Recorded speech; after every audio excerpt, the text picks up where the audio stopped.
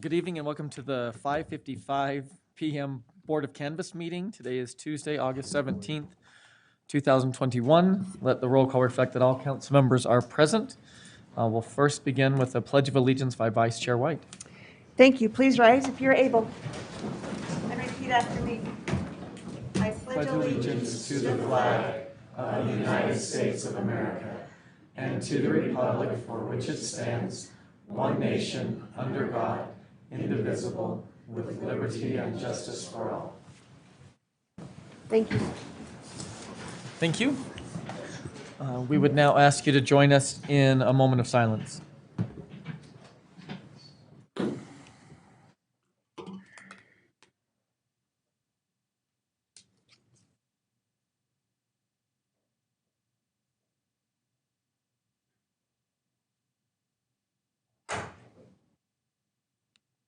Thank you. First up, we have the consideration to certify the August 10th, 2021 municipal primary election results. And tonight we have the city recorder, Tracy Hansen, here to present those.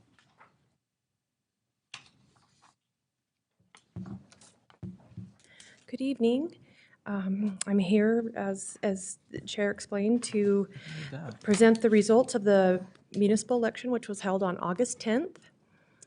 As you can see, for the at-large seat A, Marcia White and Daniel J. Gladwell were the top vote receivers in that seat, and they will move to the general election. In Municipal District 3, Priscilla Martinez and Ken Ritchie received the most votes and will move on to the general election. Just a few items of note. Since 2019 primary election, the city has increased in registered voters almost 6,000 voters. That's a huge hop, and they believe that's due to the 2020 presidential election, that so many new registered voters were signed up. So overall, this primary election, there was an 18.9% turnout. As you can see from the report, there were 107 ballots that were returned but not counted due to the ballot being returned past the deadline, returned unsigned, or the signature did not match the voter record. Each time a ballot is not counted or there's a question about it, the voter is notified of the reason their ballot was not counted, and they're given instructions on how they can correct the deficiency. So voters have the opportunity to correct that. In addition, this year, the county implemented an opportunity to opt in to receive text and email or voicemail messages about where your ballot is in the process. I personally signed up this year, and so when the ballots were mailed out, I received a text that told me the ballot was being mailed out, so I knew that within a day or two I should receive it. When I returned it to the ballot box, I got a notification a couple days later that it was scanned in. So it was in the possession of the county. I knew they had it at that point. And then I didn't receive anything that said it was challenged, so it said that my vote was counted. So that was a really nice thing to be able to sign up for, and you kind of know where your ballot's at in the process. There was just one provisional ballot, and it was counted. So these are the results, and I'm happy to answer questions, but we request that you certify the results of the election.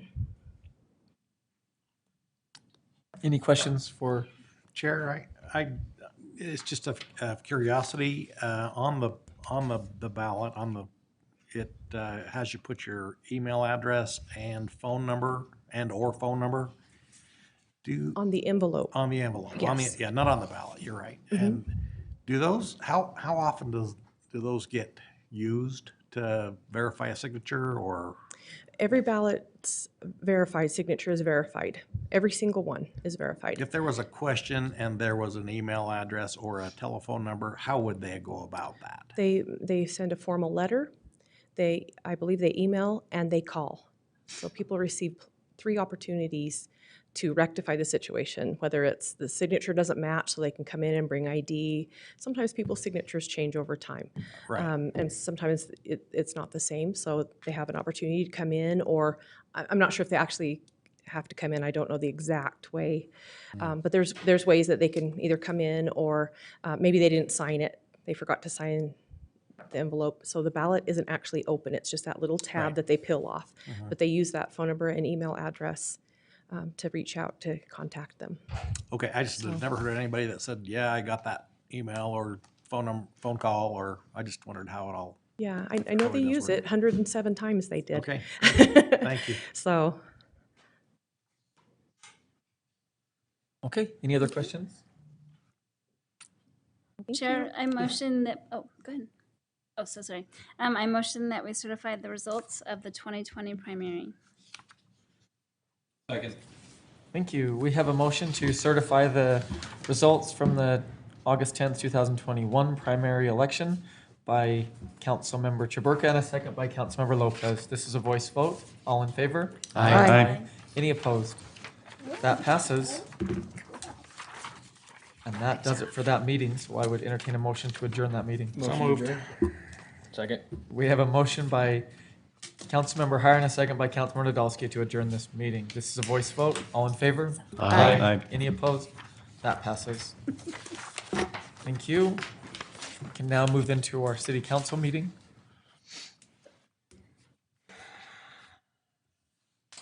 Ready? Okay. Good evening. This is the 6 p.m. City Council meeting. Today is Tuesday, August 17th. Let the roll call reflect that all council members are present. First on the agenda, we have a recognition for the Bris Shalom Synagogue, recognition presented to Congregation Bris Shalom to commemorate the historic synagogue's 100-year anniversary. We've asked Councilmember Hire to go ahead and read that for us. Yes, thank you, Chair. It's my pleasure to do this. It's, I guess we have Sarah Ward. I don't see her. Oh, there. Oh, Janice. Okay. Well, thank you. So this is the Ogden City Council and Mayor proudly recognized the Bris Shalom Synagogue for 100 years in the Ogden community. This year, the Bris Shalom Synagogue is celebrating 100 years of serving the Ogden community. Completed in August of 1921, the building is the oldest synagogue in the state of Utah.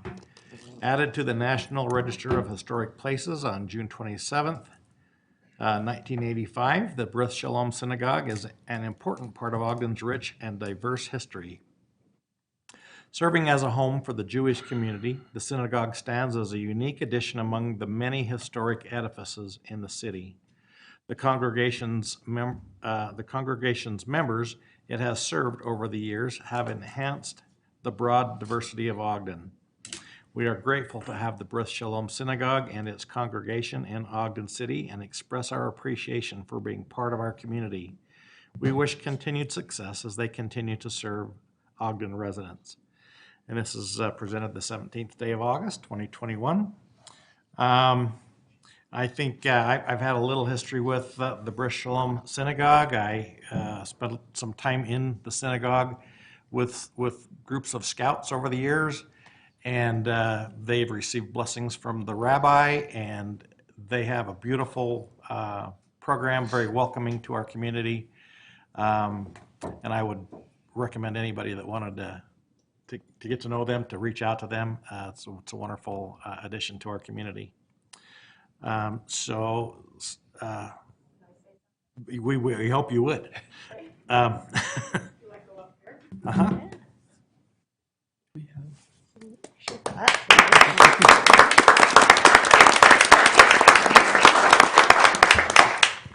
So I'm Janice Ward. I'm the president of the synagogue at this time. Very honored to accept the proclamation in honor of the anniversary, our 100th anniversary. Our congregation's very proud to be part of the Ogden community. We appreciate the city's work with diversity and inclusion.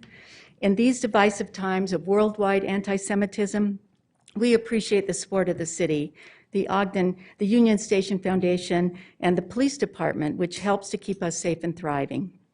Thank you very much for this honor. Thank you, Janice. Before you go, we do have a plaque for you, and we'd like to take some photos. Oh. Did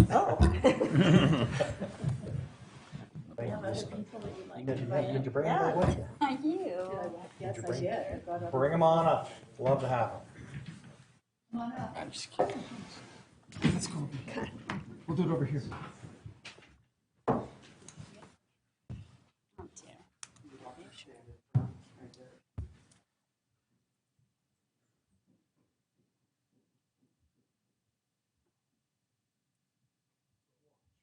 Hey, hey.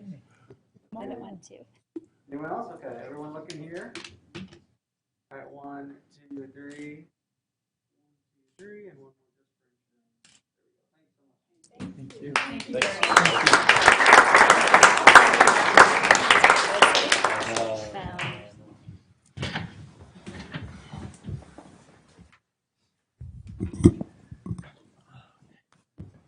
Thank you. Thank you all for being here. Next up is a request to be on the agenda, the Boys and Girls Club. And tonight we have James Evert, the Executive Director of the Boys and Girls Club for Weber and Davis County.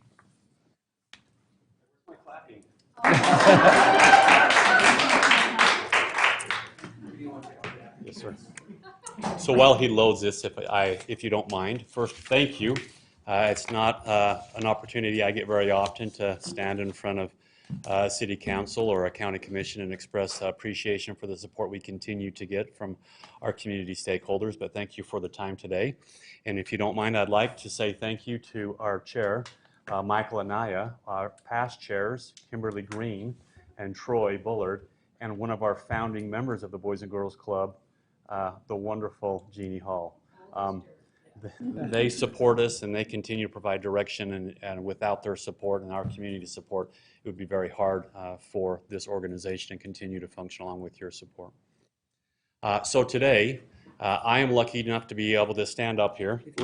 Yes, which button do I hit? The one, it's the right arrow. The right arrow, okay.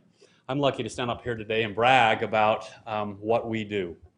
I'm so privileged to take something that was very close to my heart when I was a commissioner and be able to work in that genre. When I worked in intergenerational poverty and social services, it became something very important to me as we discovered the trials and tribulations and challenges that many of our youth have that are underserved and are sometimes lost. And from an economic development standpoint, we just lose an opportunity to get those young men and young women in the workforce and to capture their potential. So it's just an amazing area for me to work, and I'm just so privileged to have this opportunity. So the first question, I guess, is why? Why is after-school programming important? Why do we provide these services to these youth? Why is this important work? Why is this work important to you as City Council? Why are we dedicated to this? And again, probably most important for me is why are we successful? And so I thought probably the best way is to show you a quick video from those who actually do the work. So if you don't mind, just a couple minutes. Hi, are you ready? Yeah, actually. My name is Carolina Rodriguez. I have been working for almost 2 years and I am a YDP at Newbridge Elementary.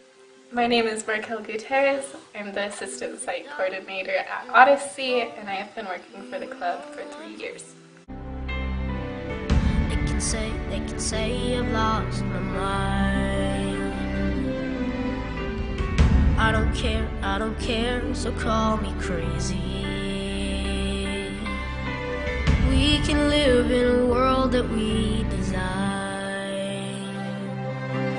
'Cause every night I lie in bed, the brightest colors fill my head. A million dreams. I love the people at Boys and Girls Club. It's those that are on the front line and welcoming the kids inside the buildings every single day that makes all the difference and really sets us apart from other programs. We have amazing staff. I enjoy talking to them. I enjoy watching them teach the children. I enjoy the way that they care so much about the clubs. My favorite staff is Markel because she's sweet, she's kind, she's funny, she's caring. And the first day she came, I knew she was going to be a really good staff. I come to club to talk to the staff about my day and get help on my homework.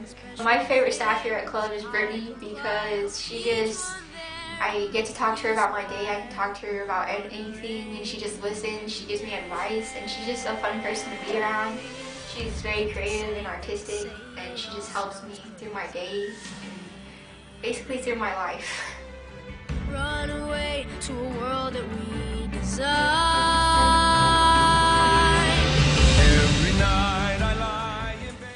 The club is important to me because I'm able to see kids reach their potential, reach their full abilities to learn, to grow. The Boys and Girls Club was my first job, and I learned a lot about responsibility. I love going to work. There hasn't been a day where I've been like, oh, I don't want to go in today. And it's so rewarding to me when a child, like their parents coming to check them out, and they're like, no, I want to stay at club.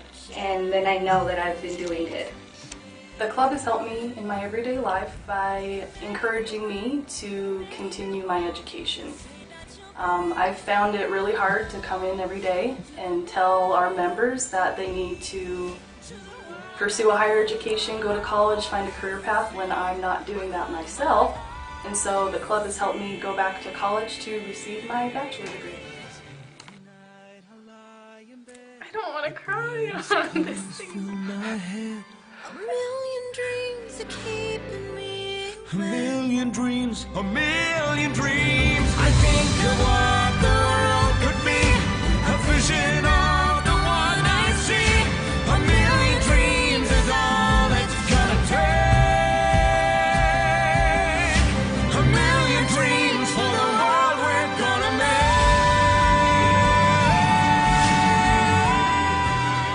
make. Working here has helped me more than I could ever help the kids. To me, it's just humbling to know that we have these kids who are going through so much already, but when you actually get to know them and talk to them, you can see their hearts, and your whole world disappears when you put yourself in their world. And yeah. For the world we're gonna make.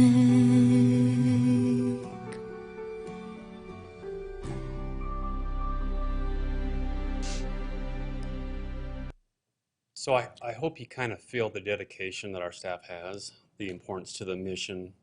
You know, the Boys and Girls Club is actually a national organization. Our mission is to enable all young people, especially those who need us the most, to reach their full potential as productive, caring, and responsible citizens. And it has a very active programming within Boys and Girls Club. Some folks maybe think that after school is just kind of a daycare, but it's a very active, programmatic organization that is really focused in building character and leadership, education and careers. There's a focus into healthy lifestyles, the arts and STEM, and sports, fitness, and recreation. And in these trying times, specialized programs have come to the forefront because there's so many new challenges we have these days. As we look at our teen programs, you can see all of those 5 to 6 areas. Those are the actual programs, and these are evidence-based programs that are ran on a national level. The data is collected to review the outcomes to make sure that it is being advanced. Everything from Leader in Me, which is a Franklin Covey program for youth, to college and career readiness, and the ability to help them make better decisions in life. There's also some social emotional.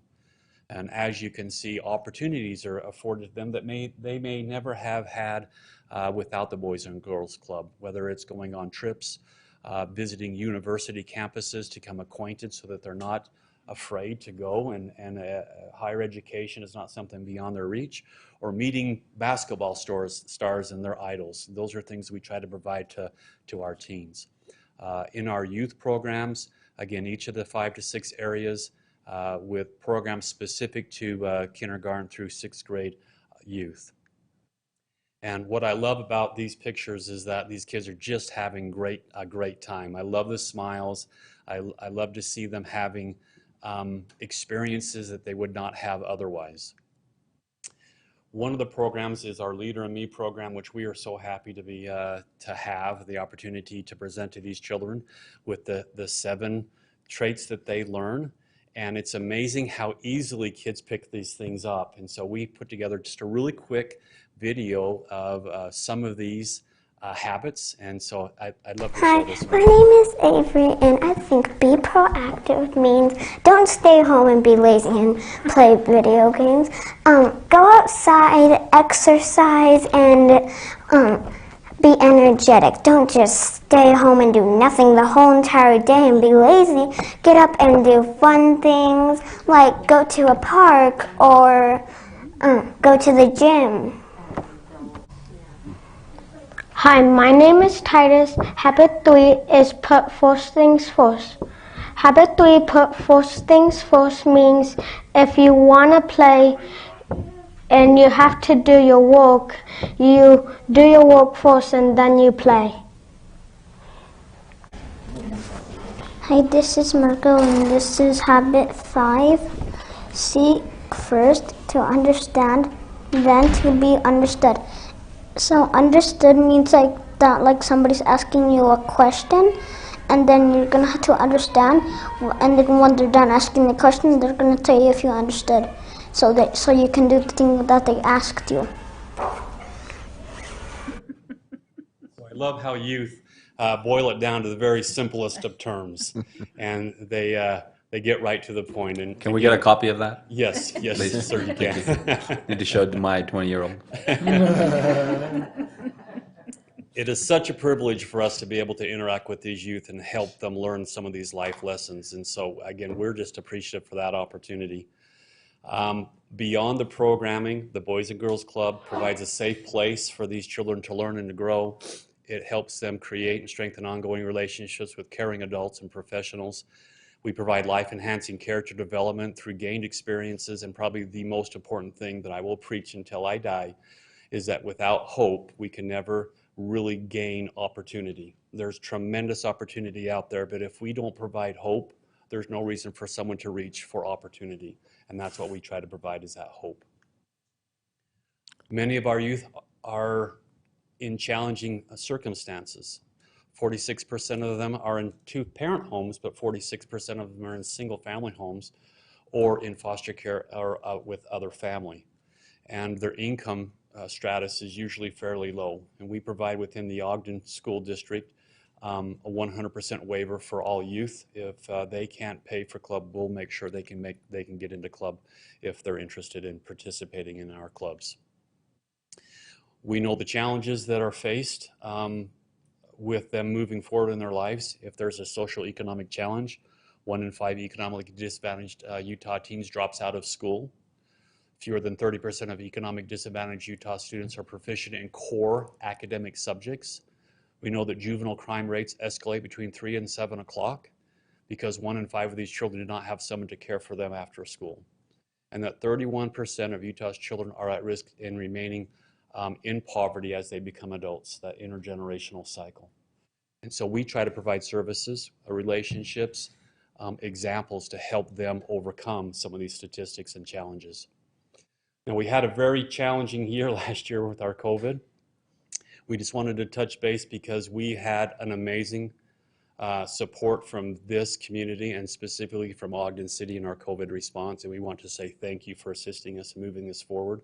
Your staff has been amazing in helping us find funding and deal with many of the issues that we had.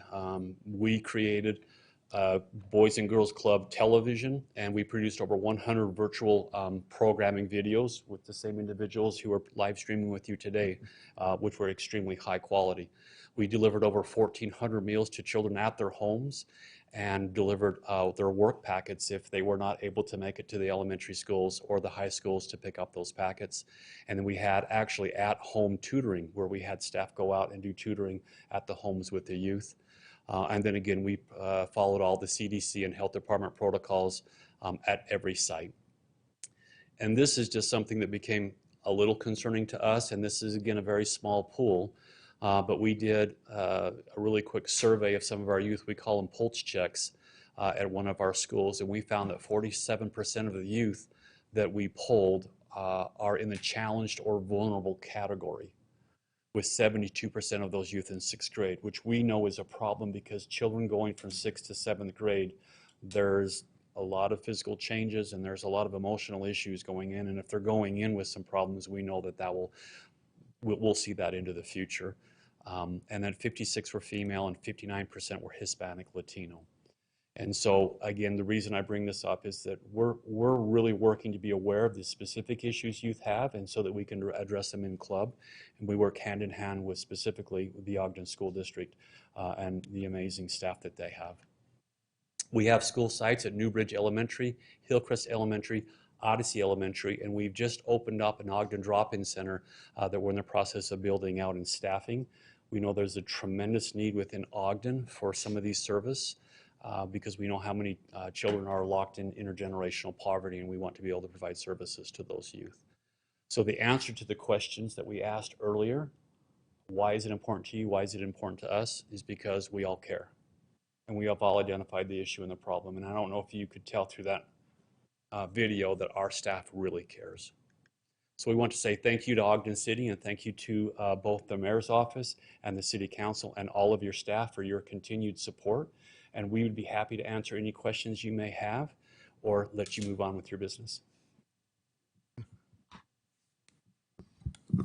Thank you for being here. Are there any questions for Mr. Ebert? Chair, I'd just love to thank you and your staff. This is a critical need that we have, and we appreciate that there are people who have the backbone, the bandwidth, the love to pull this off, and we thank you so much for what you do. How do you receive your revenue for the Boys and Girls Club? So we have grants through the State Board of Education and through Workforce Services. We also receive grants from both cities and through foundations and private donors. And then we also have, which the city has very generously participated in the past, our gala, and then also our golf tournament. Okay. And if I can say really quickly, I made this mistake, and I don't want to get hung up on my heels, but we have staff here.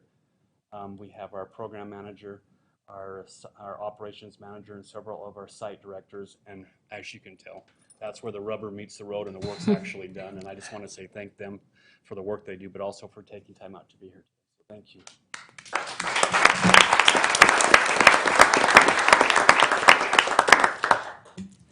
Yeah, I have a question and then a comment. Was that the first time that you've shown that video? Was it the first time that you guys have seen it? Or have you seen it a million times? Either way, my observation's the same. I'll tell them. I've already told you this, but I ran into him for the first time at a meeting here, and I hadn't seen him for a long time. And I said, man, life after politics looks amazing on you. And I think what actually looks amazing on you, same thing that I saw in you, it's this, right? It's what you're doing. It's what you're feeling when you do the work that you do. And man, I just want you to know I saw it. I felt it. I'm not working the clubs like you guys do, but I coach youth, and I tell you, it just exhausts me, you know? It exhausts me physically, but man, does it build me up emotionally and spiritually. And I see that in you, and it looks good on you too. And I just want to know how much it matters to me, because it's the thing that just keeps me going. So thanks for having the kind of hearts that you do. And I'll tell you, service looks amazing on you guys. Thanks. Yeah. Please.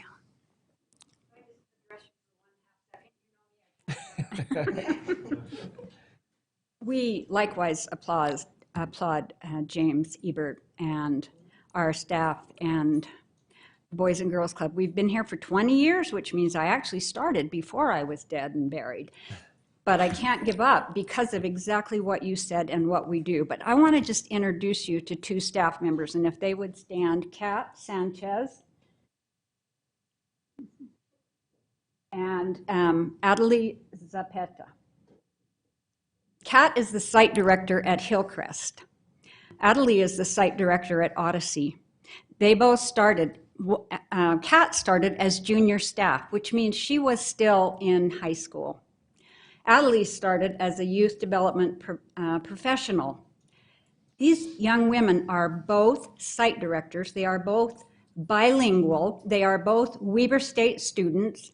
Kat is in family studies, and Adelie is in the education program and coming up to graduation.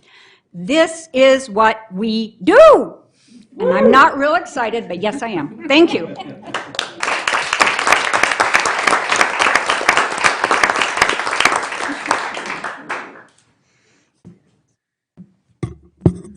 Okay, you sat down, so are there any other comments?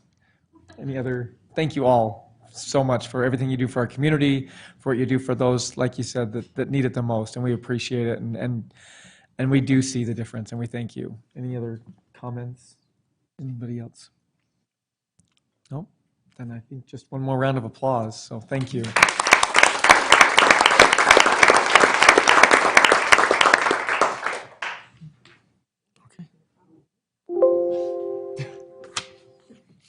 Okay. Next up, we have the approval of minutes. First up, we have the regular meeting of March 23rd, 2021. Councilmember Nadolski. They're good. Okay. And the regular meeting of April 6th, 2021. Councilmember Heyer. Yes, Chair, I found them to be correct. Thank you. The work session of April 6th, 2021. Councilmember Lopez. Yes, Chair, they're accurate. And the special meeting of April 13th, 2021. Councilmember Stevens.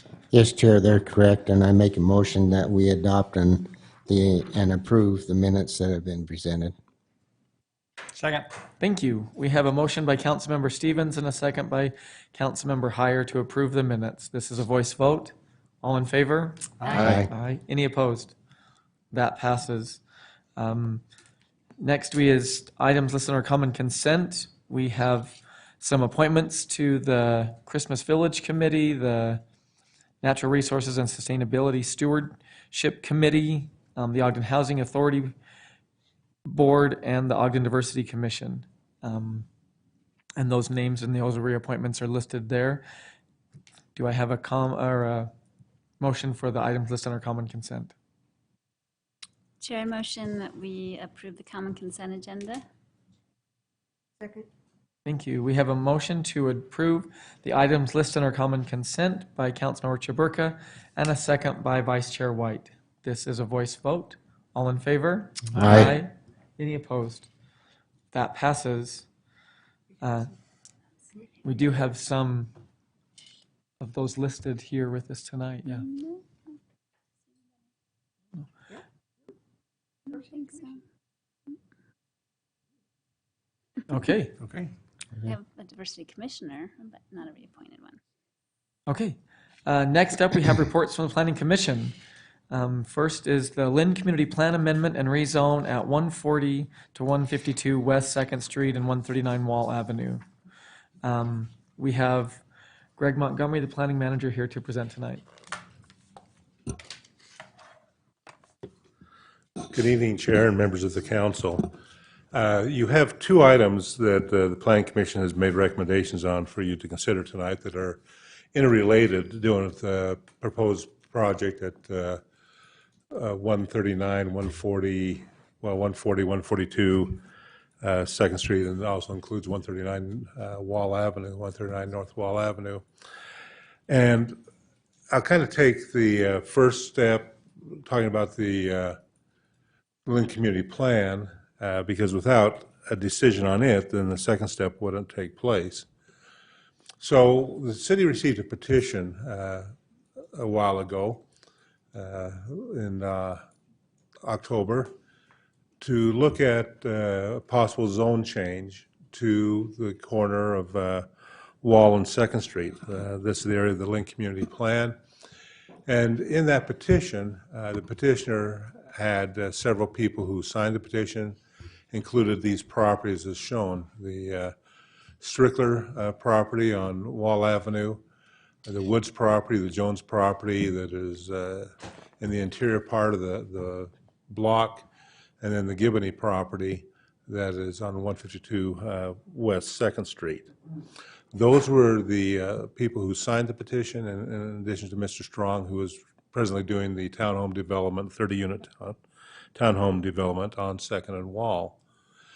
So the commission, with this petition, then reviewed it to look at the possible amendment. The Lynn Community Plan had talked about the corner property, which is where the 30-unit townhome project is, of having potential to be rezoned to either commercial C1, residential R3, and that property was approved to be developed and is under construction. And then, as I mentioned, late last year, a petition was filed to then expand that beyond the boundaries of the corner to include some of those inner parcels and also include a parcel along 2nd Street, as you see on this map. And that petition was to rezone these properties also R3 conditional overlay, which is what the corner property is zoned as. So with this petition being the first step, whenever something is looking to be rezoned, is the first criteria is this consistent with the community plan? The petition was not consistent with the community plan, and so the first step was to consider does the city look at doing an amendment to the community plan? And so as this was reviewed, it was looked at the existing language in the plan, some of the conditions the plan talks about of type of development that takes place being done as a conditional overlay. Now, explain what a conditional overlay is. It says that if it were not for a specific project and a specific design, rezoning would not be considered because it could open up a lot of different other uses. And the city is feeling that maybe this use is appropriate. We put the conditional overlay on to make those stipulations, and that if some other thing is proposed, it would not take benefit of this rezoning because of that conditional overlay provision. The conditional overlay also puts into it a time frame that development has to occur or that property would be reverting back to the zoning prior to the conditional overlay consideration. That's why that conditional overlay is part of the plan amendment, because it's site-specific, project-specific, and it's not just a general rezone that may take place like in other areas of the city.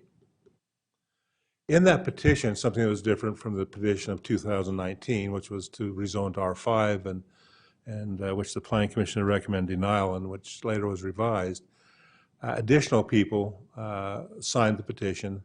These green symbols represent those who had signed in support of the petition. As you can see, it includes the property owners that are part of the property project, but also some of the property owners that are to the north and a few that are to the west of the proposal. So in November, when the Planning Commission reviewed this, a concept that was being proposed was to look at 50 additional townhomes being built. There would be a second phase, if you will, of the project under development. And it would infill the area where 140 and 142 West are located. It would wrap around and isolate the Lanier property and then have the Giboney property also be part of the townhome project. As the Planning Commission discussed this, one of the things the petitioner had noted was the reason he felt is appropriate was that properties had fallen into some disrepair. That this would be a benefit because new buildings could be built that could kind of reflect still a historic character, but be new development and increased housing for the area. One of the staff's concerns, as we talked about this during the plan amendment phase, was that this would isolate potentially properties if some of the properties are developed as R3. The Lanier property being surrounded then by multifamily, the properties at the west end also having their boundaries being multifamily, and then creating kind of a wraparound effect that could have an adverse impact to the overall development of the area. And that key policy the Commission talked about was not creating peninsulas or islands of zoning. As the Planning Commission looked at that, they revised somewhat the requests that had been made, and in a recommendation to you had voted to make sure that those properties that are along 2nd Street and also to the west don't extend all the way to the streets, that they have a buffer to keep that single-family zone in place and adds language that there not be isolating properties because of rezoning. As you see, the plan amendment map talked about including properties that were not in the original petition, feeling that with those vacant infill properties, it would create a more substantial potential area for higher density development. And the recommendation to you back in November of the plan amendment was a 5-3 vote to look at amending the community plan. And those commissioners who voted against the recommendation stated that they felt that the R16 zoning for most of the area was a more appropriate zoning and reflected the character of the area. And those who voted in favor, of course, felt that with the undeveloped areas or the underdeveloped areas that existed, that this conditional overlay would be an approach to take. Now, one thing I want to add as far as the consideration since then, because when the commission looked at this back in November, the next item that was part of this was then tabled to allow the developer to go back and look at some revisions based on the discussion that took place in November. And since that time, other revisions have taken place. So one consideration that you may take a look at tonight, because of some of the other scale down of the zoning petition, would actually be to revise even the general plan, the community plan, to decrease the area to further ensure that there are not islands created, but that to give the option of rezoning only to those properties that are now being requested to be rezoned. As you can see now in this red hashed area, and take the scale down a little bit, and still have the same language regarding isolation and property developments, but to look at the plan a little bit differently. And again, the Planning Commission, as they looked at it, didn't have the items before you that you have. They didn't have what took place since their recommendation in January and the revisions that have taken place since then. So I only throw this out as based on the rezoning, if you consider both in context, this may be a more appropriate plan amendment than the earlier one recommended in November by the Commission. So now we'll go into the rezoning, unless you have questions of me on this part. I think it's good to present both items so you get a whole context, and then if you have questions in each segment, I can answer those questions, or if you want to wait till the end. Greg, Greg, can you explain that again, just why this may be a better zone than what was originally?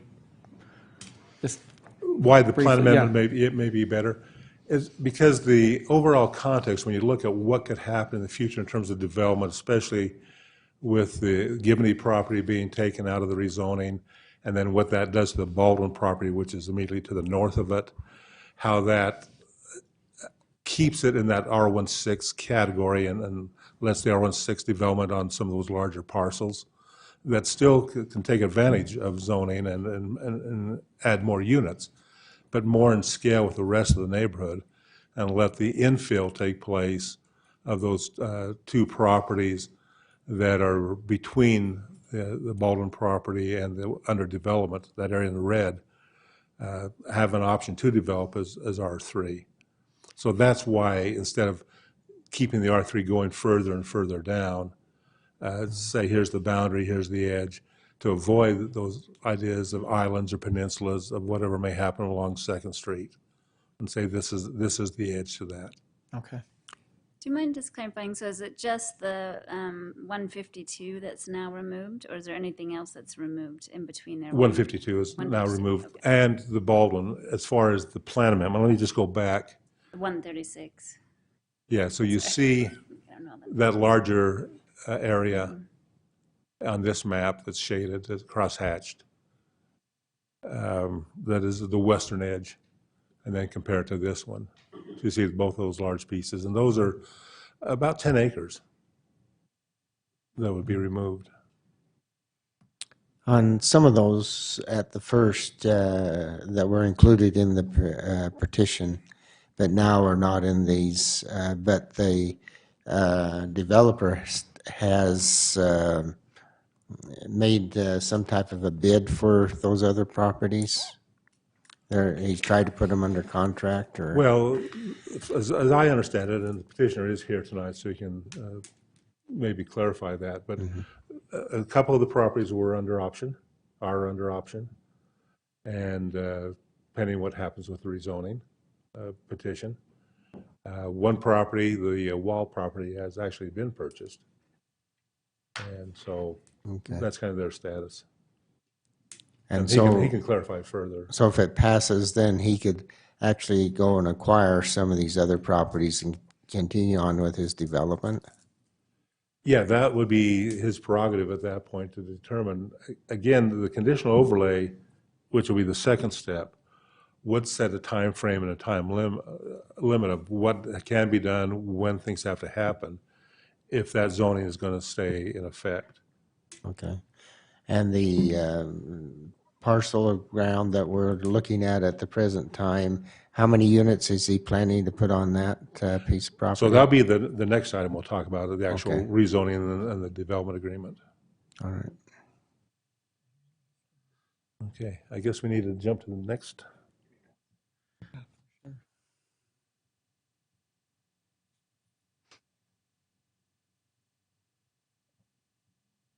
Okay. So then, the next step, if you consider to amend the community plan, would be then do you consider the rezoning petition itself to rezone from R16 to R3 conditional overlay?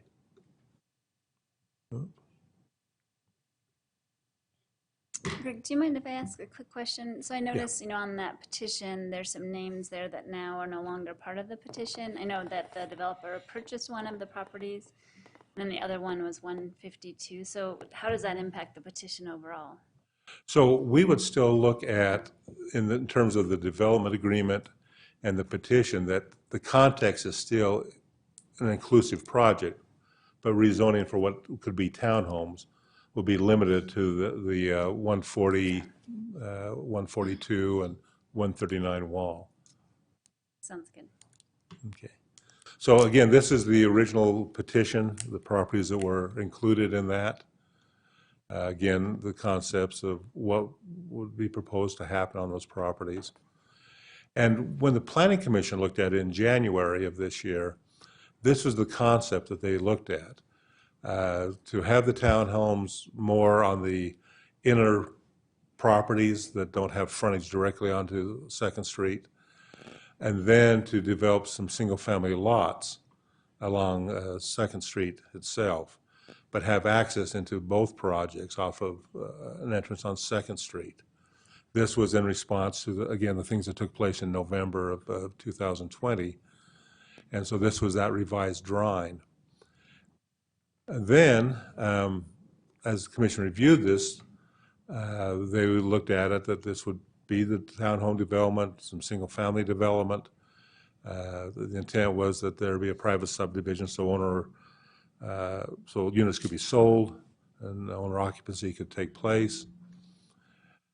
Then, as I mentioned, a revised proposal came in, and this was something, as we talked in our work session a couple weeks ago, and talked about the amendments that had been developed since the Planning Commission reviewed it.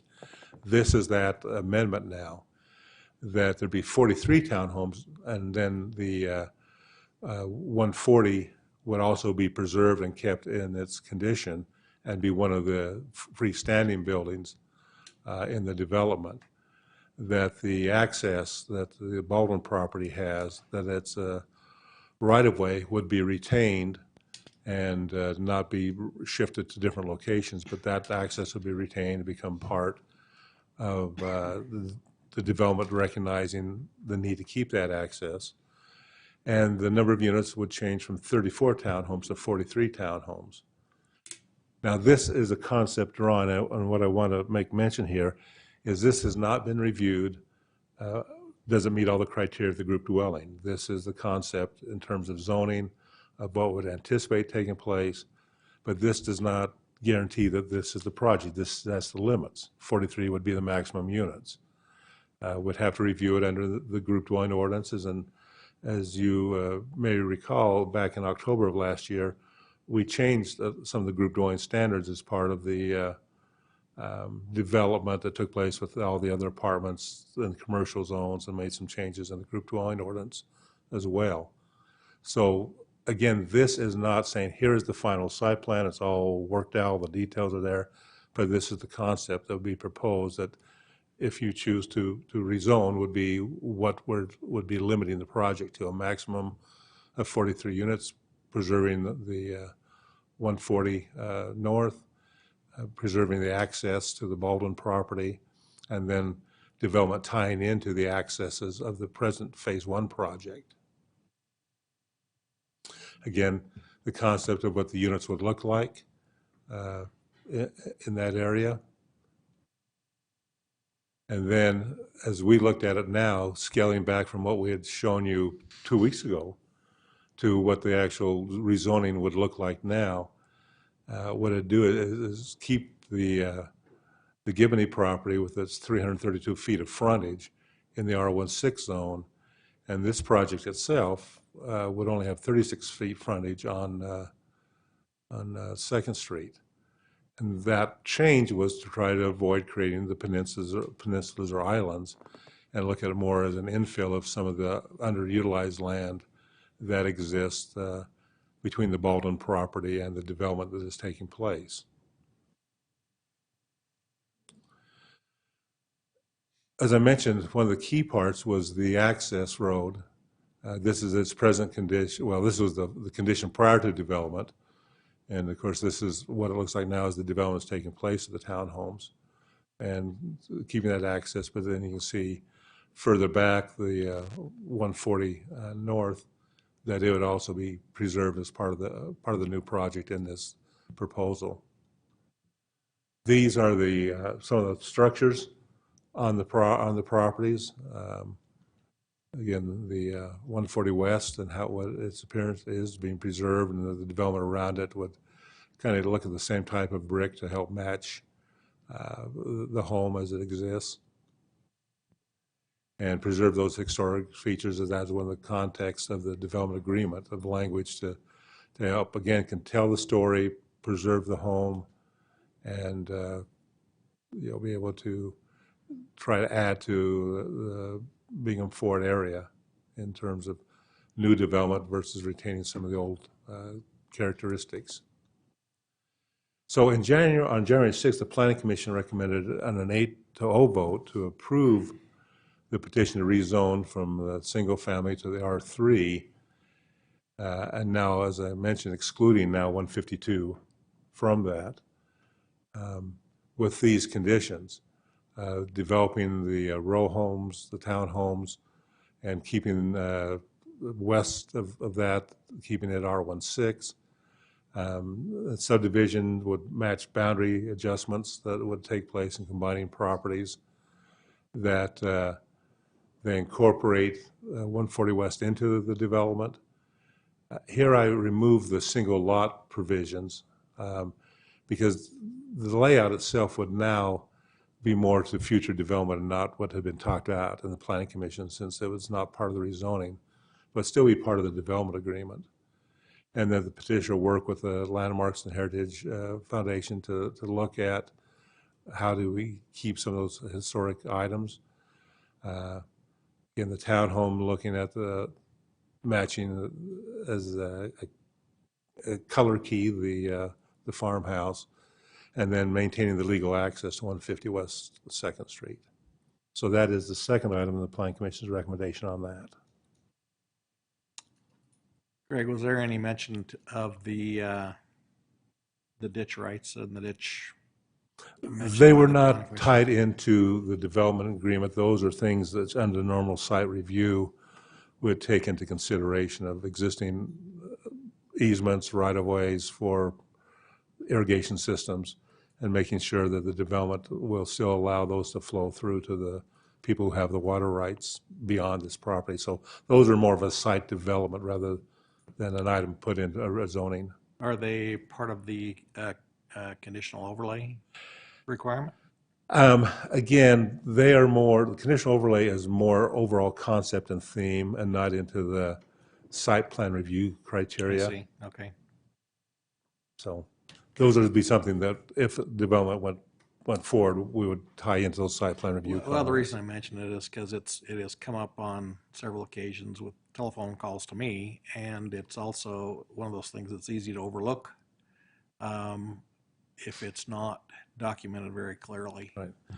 And it is a very important issue of the water rights. And one of the things in the state law that it talks about is that whenever a development is proposed, that we contact and work with the irrigation companies to let them know of the proposals, to then find their concerns so that they can be implemented in. So those are some changes that just has taken place in the last legislature. Okay, thanks. I would like to go to the Weber County Heritage Foundation and the Landmarks. How will the petitioner address that to try to keep the continuity of the historical sites together with his project? Well, a couple of ways that could happen is one, keep meeting with them to understand what are the key elements that need to be preserved, or what are the stories that need to be told, and how can I implement that into my design. So that'd be step one. Step two may be going further and say, are there properties are there structures, are there things that would be nominated and placed on the local register so they would be protected? That could be another step. And then also looking at, as they do work, if they uncover things, do we document them that may be historical things? Much like we did when we did the river project. Mm-hmm. You know, as we worked along the Ogden River, we uncovered a lot of things and documented them and put some in different areas of resource protection because of what we discovered. Okay.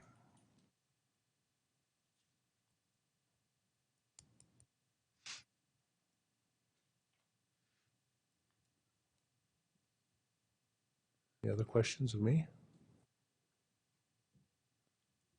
In the conditional overlay, I'd like to go back to irrigation. Mhm. Could we include that as part of that this evening, or would that have to come at a later date?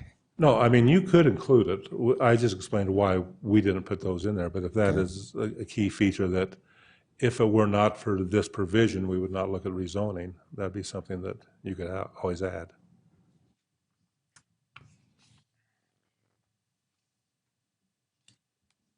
I have a quick question, and it has to do with the way that it's written and the way that our packet is.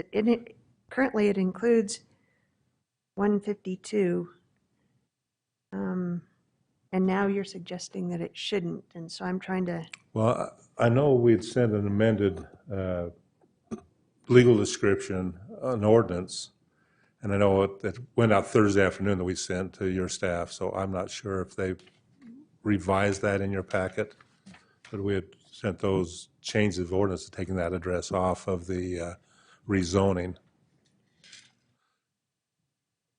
Maybe I can clarify. Let me go back to this drawing. Maybe this might help. Okay. Let's see, I can't use the little arrow. If you look at the property rights, let's see, so you see where the entrance is on 2nd Street. And then as you go up and then it jogs to the west. That little jog to the west is still part of 152. So the legal description has changed, but the address is still there because it still includes a little portion of 152. And this is a back piece. So that's why I think the address still says 152, but it's not the full acreage of 152 as you read the legal description. So that's probably the change that's there.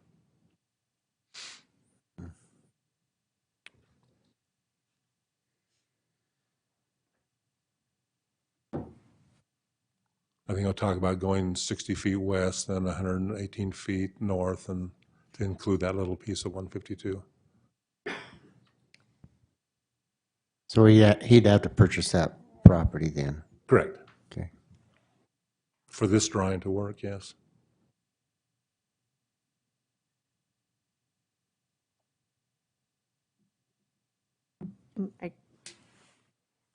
Glenn or Janine, can you, or Ross, I don't know which one of you, Is that true in the packet of information that we have? Yeah, so the packet information it's outdated.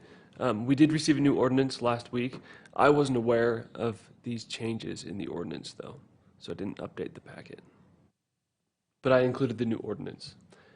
As far as I was aware, last we had heard that the only change that was required was the amount of units. That's what we had discussed several weeks ago in our work session, that the development agreement said 34 units instead of 43.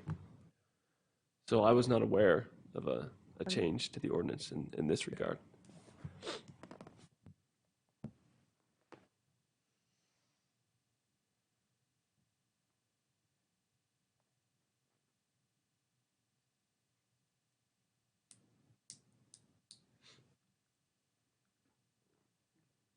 Follow-up, or you?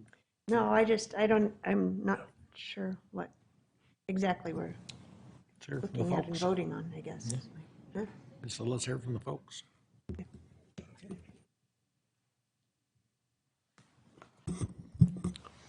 Okay, we will take public input on both of these items, and we'll do it. Sorry? Oh, so sorry, I was just trying to figure out, was it updated or not, or does it need to be? I guess that's my question. I'll go through the ordinance right now Okay. and see what's in there. I wasn't given an explanation on what was in the ordinance. And it might be just fine, I just don't know. Yeah, I don't know where it stops and ends. I get it right. Okay. So we will take public input on both of these items at the same time. So all those who wish to speak on this item, please come. Time is yours. Yep. Go ahead. Yep.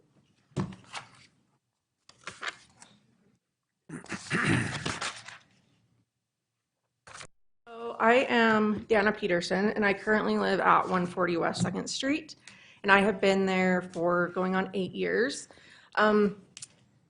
The house, the little red brick house, has been in our family since 1938, and I'm here to represent our family that we do not want to sell our property, and we do not want to see it surrounded by townhomes.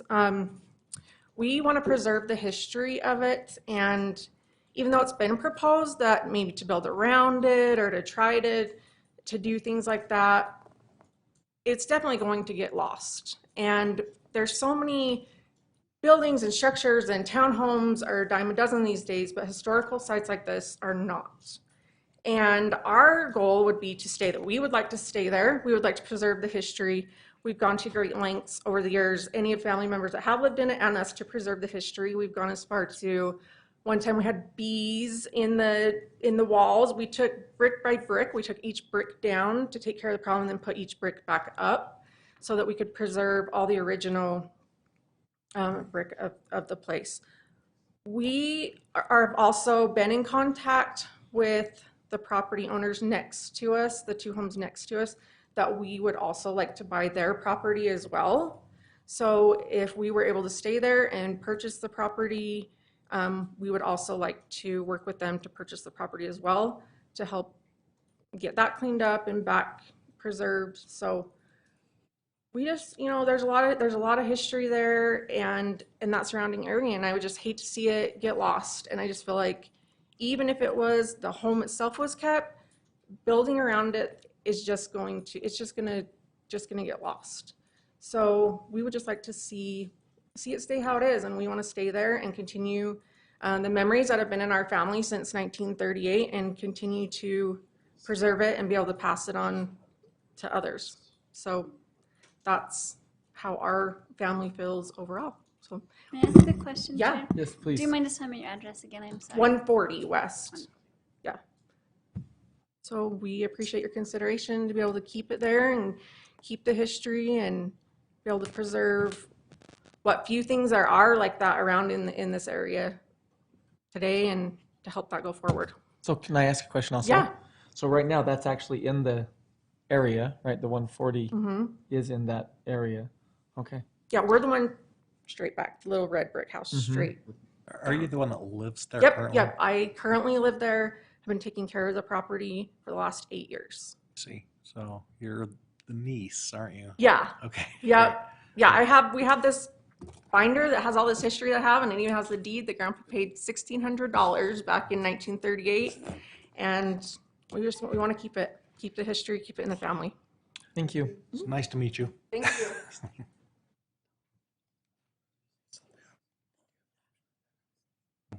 Hi, my name is Julie Van Orden, and I live at 215 West 2nd Street. And I'm speaking in favor of the rezoning to R3. And with all due respect to my neighbors, I would encourage the council to actually drive down West 2nd Street and see what you're looking at, because it's not the same picture that's being painted for you. We have a hodgepodge of things. We have Intermountain Crane Company on West 2nd Street. We have Beckstrom Body Shop. We have a closed-down tile shop. And we have houses built in all sorts of different years, 1930s, 1950s, 1980s, 1990s. It's a complete hodgepodge. And we have to really think about the future and what kind of street we want for our kids and our grandkids. And look at our water situation. Look at our drought. You know, unfortunately, I doubt that's going to get any better in the next 10, 20 years. And higher density housing is more resource friendly. You use less water with higher density housing because you don't have as many lawns to water. You use less lumber. You use fewer resources of all sorts when you have higher density housing. And also, UTA has proposed that they'll put a front runner station in by the Standard Examiner building at the end of West 2nd Street. So we will have transportation to meet the needs of more people being on West 2nd Street. And according to Envision Utah, the population of Utah will double in the next 30 years to 5.4 million by 2050. So where are we going to put all those people? We can't put all those people in single-family homes. We're going to need to be proactive. And proactive, I love that that was one of the terms of the Boys and Girls Club. We need to be proactive about what we're doing with West 2nd Street and plan to put higher density housing there. And Weber State did a literature review called The Impacts of Affordable Housing, and they said that 1/4 of Utah homeowners and half of renters are considered cost burdened, and that flexible zoning is vital for affordable housing. And according to Weber State, the median price of a single-family home in Weber County in May of 2021 is $339,000. And the townhouses would be less than that. And also, the National Personal Transportation Survey found that traffic decreased by 38% when high-density developments were built, as denser households typically own fewer vehicles. And also, the property values go up by 10%, according to that same research by Weber State, which I did email to the council earlier today if you want to read through the entire report. And I want to say that our corner that used to be a vacant lot that is now townhouses is looking so great, and I really appreciate the city council being willing to develop that corner as well. Thank you for your time.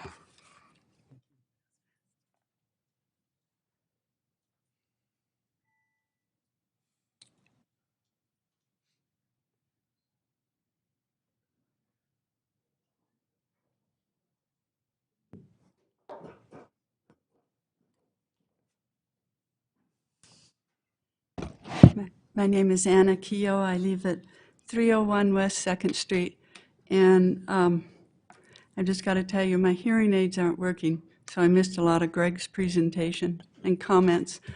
But I could hear what Dana said, and I'm hearing that 140, Renee Wood's property, that's her mother, they don't want to sell.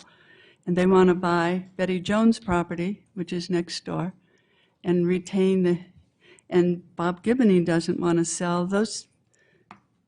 That leaves only John Strickland in the petition really wanting to sell anymore and be part of this. I think it'd be great for the neighborhood if everything's stayed in R1, just as it is right now. I did want to point out that in 1998, Landmarks Commission published this history walking tour brochure of 2nd Street. That was over 20 years ago. And the properties proposed in this rezone are part of this brochure. And if all the properties were left just as they are in R1, they'd be in harmony with the rest of Second Street, with Aspen Acres, and with Fort Bingham. And I think everything should just remain that way. And then whatever type of development might come along in the R1 zone, it'd be in harmony with the existing neighborhood. And there's lots of great ways the land can be developed in its present zone, R1-6. Lots of good proposals could come that the neighborhood would really be proud of. Let's see. So I just hope that you'll leave it as it is, and then there just isn't any conflict. And it was really exciting to hear Dana said that they use the word restore and historic preservation for both properties. And also, I just want to say that if the Lynn Community Plan does need to be updated, it seems to me like a group of individuals, including some residents of our area, should do this as a committee in a thoughtful and professionally guided way. Thank you. Oh, and I did want to say also, in the November 2020 Planning Commission meeting, we turned in a petition with 29 signatures against this proposal. And I've never heard anything more about that since, but we had 29 signatures, and 14 of those persons were on West 2nd Street, and 2 were in residences on Wall Avenue right across from the present development, and the rest were in Aspen Acres and Fort Bingham. Thank you. Thank you. Thanks, Anna.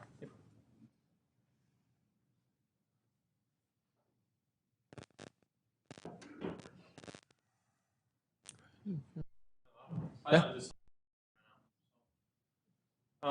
Just real quick, my name is Brandon Peterson. I'm Dana Peterson's husband. I'm new to the family. We've been married for going on 3 years actually next month.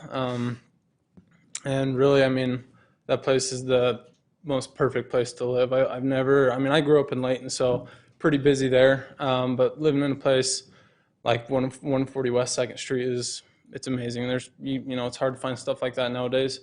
It has a special spirit, and both Dana and I would love to restore it and just make it beautiful like it was way back in the day. There's a lot that we want to do to just make it better. So again, thank you for your time. Ultimately, we are grateful for the opportunity, and we just ask that, well, we hope that you would respect the wishes of the family.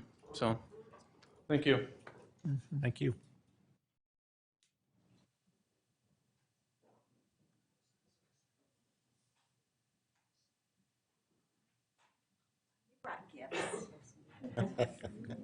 This is to share with you.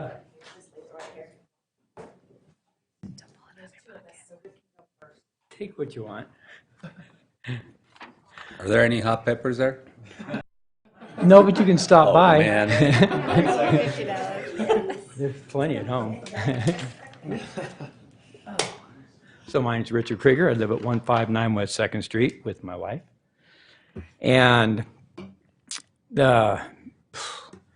geez, after all that, I don't know where to start now.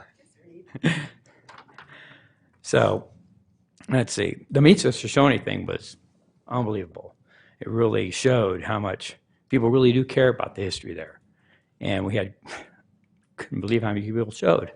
Like what, 800 people? Something like that. It was crazy. But there's a lot of people out there who have stated how they'd love to live as we do, if only the properties were available. But every time the parcel does become available, it's pawned off to a greedy developer who waltzes in making untrue claims of how Ogden needs affordable housing, because there's tons of it out there. But it's true, we do need housing. But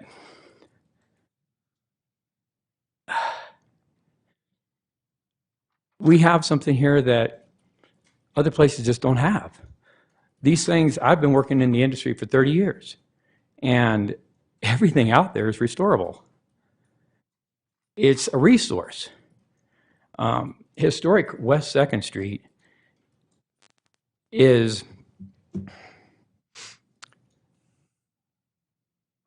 well, let me go back a little bit. I've worked there for, 25 years, building high rises. And so I've been all up and down from the bench, all the way back, from the point of the mountain, and I can't find this anywhere. Really, it's lost. It's going fast. We have people that want to start community gardens. There's grants available or that could be written. There's all kinds of stuff and ideas that people have that we've been dreaming about to make happen on the street. When the corner went up for sale, the reason why it sat for so long was because the guy was looking to cash in. He waited and waited and waited, hoping for $1 million. And it never really happened. Well, now we have stuff that, there goes the mountain, can't even see it. So, we've been there for 26, 7 years. And now we look out the door and half the mountain's gone. So it's just not for 2nd Street. It's a historic place. We have people coming in saying, I never knew this was here. Never knew it. But now they do. People are coming up, knocking on the door. Can I see? Can you show me what you got? And it's just, it can change things. Y'all got 25th Street, and that's a good draw. We had the tourism board come out, checking it out. It was really an amazing time. And I'm done. Thank you. Thank you. Thanks, Mr. Krieger. I am Tammy Krieger, vertically challenged, 159 West 2nd Street. Lots of chilies, lots of garden food, 40 tomato plants, bushels every week. You're all invited to share. In fact, we brought some for you tonight. The proposed zoning changes and historical recognition have been a challenge for all of us for a long time, especially those of us that have a vested interest there. And Marcia, to your point, where did you go? It's unclear. It's morphed into something that is unclear. Not only is it divisive and mixed feelings, but it's the proposal is unclear. So I commend you for inquiring about that, because you don't really know what you're voting on. But anyway, your decision tonight's going to have long-lasting impacts beyond our knowing.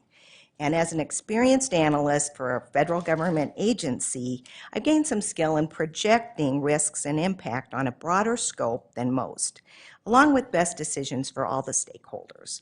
So here are a couple major points. Is it true some of our properties have been neglected, a little bit blighted? Heck yeah. I wholeheartedly agree that those who have not, cannot, do not sell out to those that will. We want our neighborhood to improve and develop. We want change. It's not that we don't want change and development, but we want it to be smart. We want it to be right for our area. And not just because we don't want condos, it's because it's not the right place for them. Let's see. They don't align with the vision of what 2nd Street is and can be. And I do encourage you all to reconsider your authority with the RDA and HUD monies. I read the 44-page fair housing analysis for Ogden City. We have enough low housing, but take some of those monies. You all administrate all of that RDA money. Expand it, share it more. So that's one recommendation. Is there a significant housing shortage? Yes. Is it your best decision to rezone incremental changes and put them in wherever you can as much multifamily housing? Truly, the proposed 44, or to Marcia's point, however many it truly is, townhomes that happen, are just a little tiny spot, Band-Aid, in the housing shortage. So a vote for more multifamily zoning will significantly damage future progress, and we have been kicking it out. For those of you that came to the Meet the Shoshone, oh my gosh, Angela, wasn't it amazing? I sent y'all a video. If you haven't had an opportunity to look at the video, for sure, look at the video. Please vote no. Work with us. This is something awesome. Take your garden food. If you don't want or need it, please share. And again, you have my address. My phone number is 644-4711. Come and get some chilies. Thank you. Dude, I'm serious. I have bags of chilies. Are they worth less than $50? All right. Serious. Okay. I can come.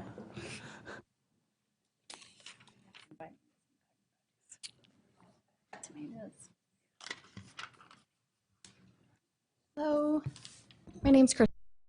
I'm a real estate agent and a board member for the Weber County Heritage Foundation. That's how I know the Kriegers and Anna Keogh.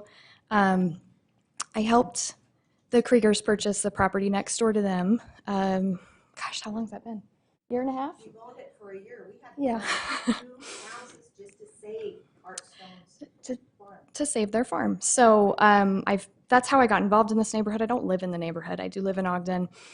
I sent you all an email. I've sent a couple of emails over the last year and a half while this has been up for discussion. But I just want to say, I think we're looking at a neighborhood that has been here for over 100 years. And your decisions this evening, I think, will impact this neighborhood for another 100 years. And we need to look long-term at the future of what that will look like. I know there's a housing shortage. I deal with it every day. That's my job. And it is tough, and I know we need more low-income housing. I don't necessarily think townhomes are the best option for that. Townhomes, particularly new construction townhomes, are not cheap. They're not. I've sold several of them over the last year, and new construction is outrageously expensive. It is, my clients in the low income bracket they could not qualify for a townhome. No way. No way.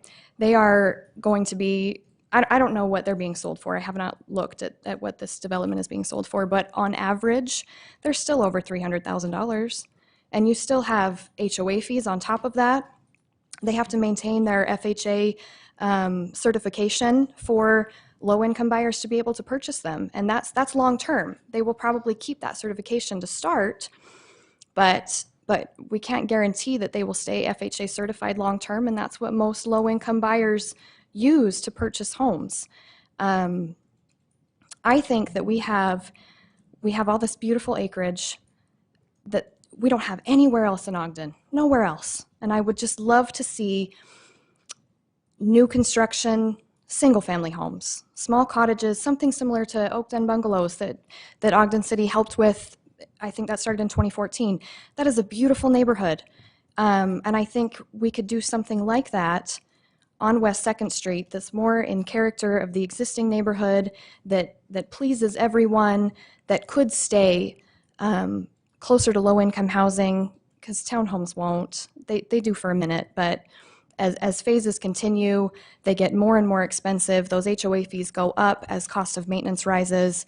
Like I said, most of them end up losing their FHA certification after a few years as the HOA changes hands in management, and they're not an option for low-income housing. I do think we have space all over Ogden to put townhomes, all over Ogden. I just don't think this is the space for it. But I would love to see development here. Like I said, we have acreage that we have nowhere else. And I think it would be awesome if we could maybe put a committee together and build a plan for single-family development on this street. And I think it would appease everyone. Yep, thank you. Thank you. Chair, can I ask Kristen a question? Sure. This is my time, not yours, so don't worry about that. But I think we spoke a week ago Saturday at the event, and you had mentioned that you had interest from many people in buying that as is, and and that it isn't likely to just stay there as a place that needs to be refurbished. It's got some real potential. Yes, as yes. is, right? And that I did pull the data. I meant to touch on this. I think a lot of residents have been told that this will raise property values, and that some residents may feel that this is their only option, is to sell to a developer, that they couldn't sell their home otherwise. I pulled the data for this street and these blocks that we're discussing. For the last 5 years, not a single one of those homes that was publicly listed did not sell. Not a single one. In the last 5 years, if it was publicly listed, it sold. The average days on market for publicly listed homes on this street is less than 2 weeks. In fact, my brokerage just listed one, sold as is. It's less than 1,000 square feet, sold as is, and you know that it needs work. It's dilapidated. It's a tiny old home, and it sold in 2 days. Thank you. These properties can sell, and there are buyers for them. Thanks, Kristen. I just felt like it was important. You know, she has a unique skill set that I thought was important to let her give that information. Sorry to. Anyway.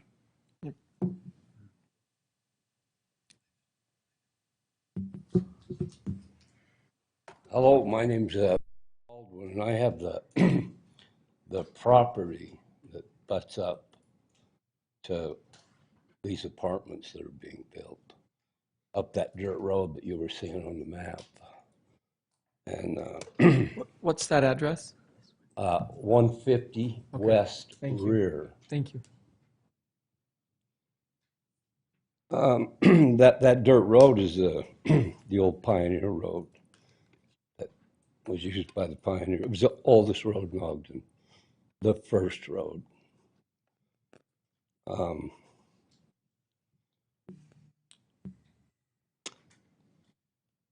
Anyway, I have 4 homes on that property that I think the newest one's like, I don't know, 1865. One quite a bit earlier, adobe. I've restored most of them. Anyway, where the condos are, where you drive in off Second on the dirt road, he's raised the ground level 6-7 feet before he built. So all the water runoff off all that is going to go directly on that dirt road without a tall concrete fence or piping. It would just destroy that road. So that needs to be addressed. I think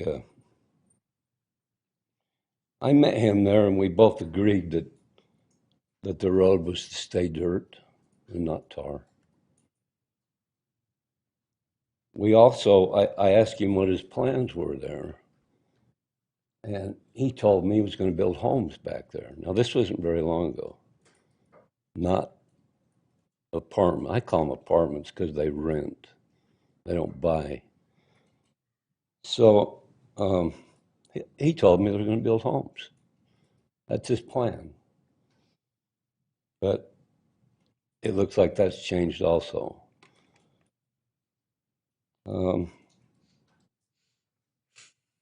He tried pretty hard to buy mine,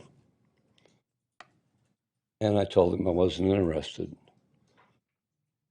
He said, fine, I'll just build tall ones right up to your gate and let them stare at you.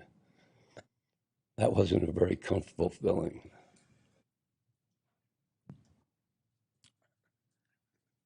My irrigation ditch, he buried it over and built right over the top of it without any permission. So he had to make a new ditch and do 2 90-degree turns, which is sharp, with cleanouts, 2 of them. Thank you, Mr. Baldwin. That's Pardon? the time. That's Thank it? you. Yep. Thank you. Okay, thanks.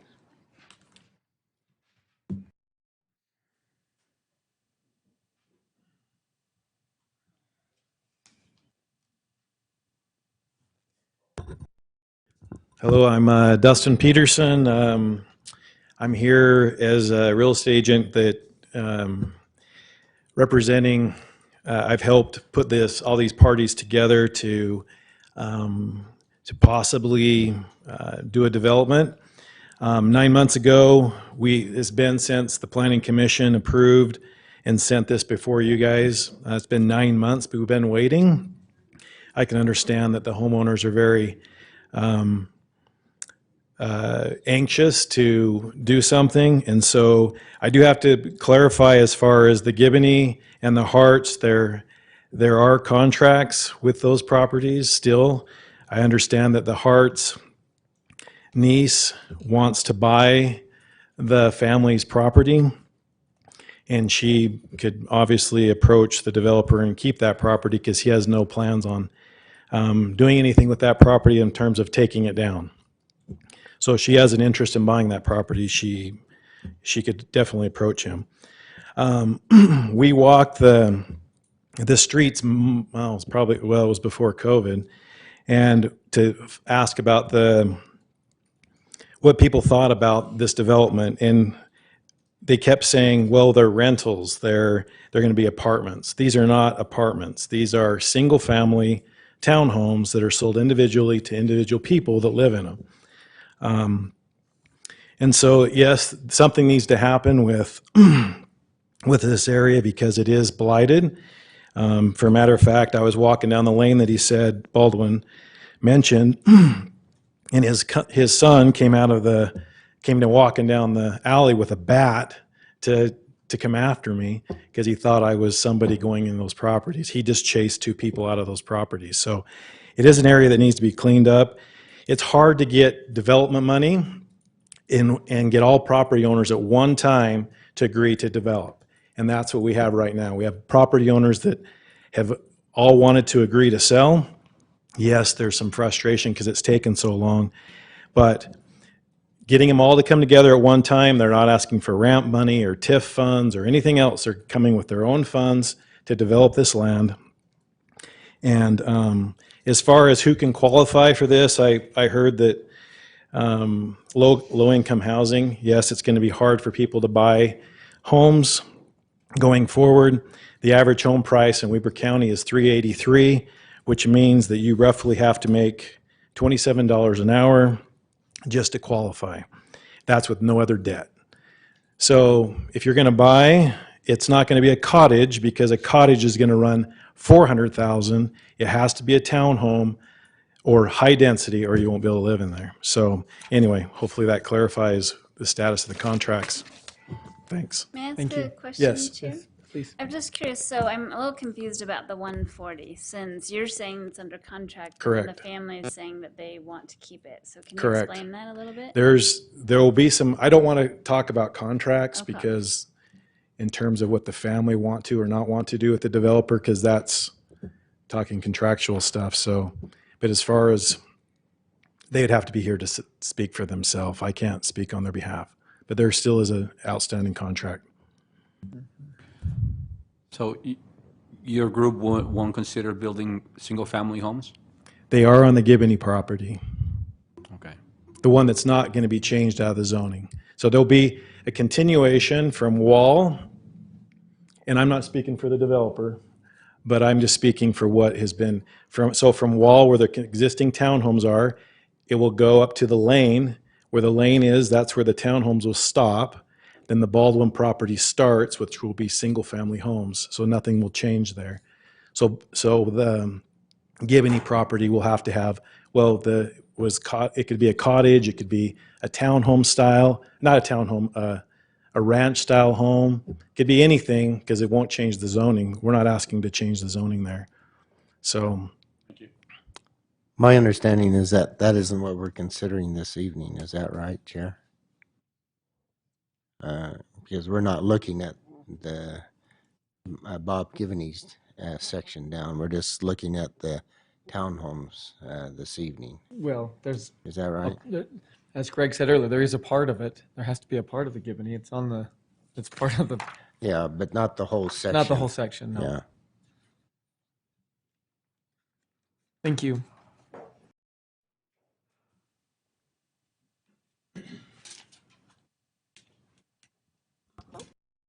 Hi, my name is Mandy Lee. I'm a realtor also. I'm with Coldwell Banker. I've been in the business for 20 years now. this month, and I can tell you that this market is the most challenging that I have ever been in, for sure.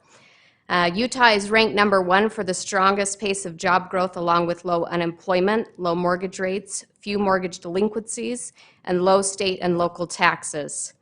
And this is largely caused by population and job growth. They're the biggest drivers. So we need affordable housing. We need affordable housing for our kids. I sold a property to my son this last year, and it was really difficult finding something in his price range.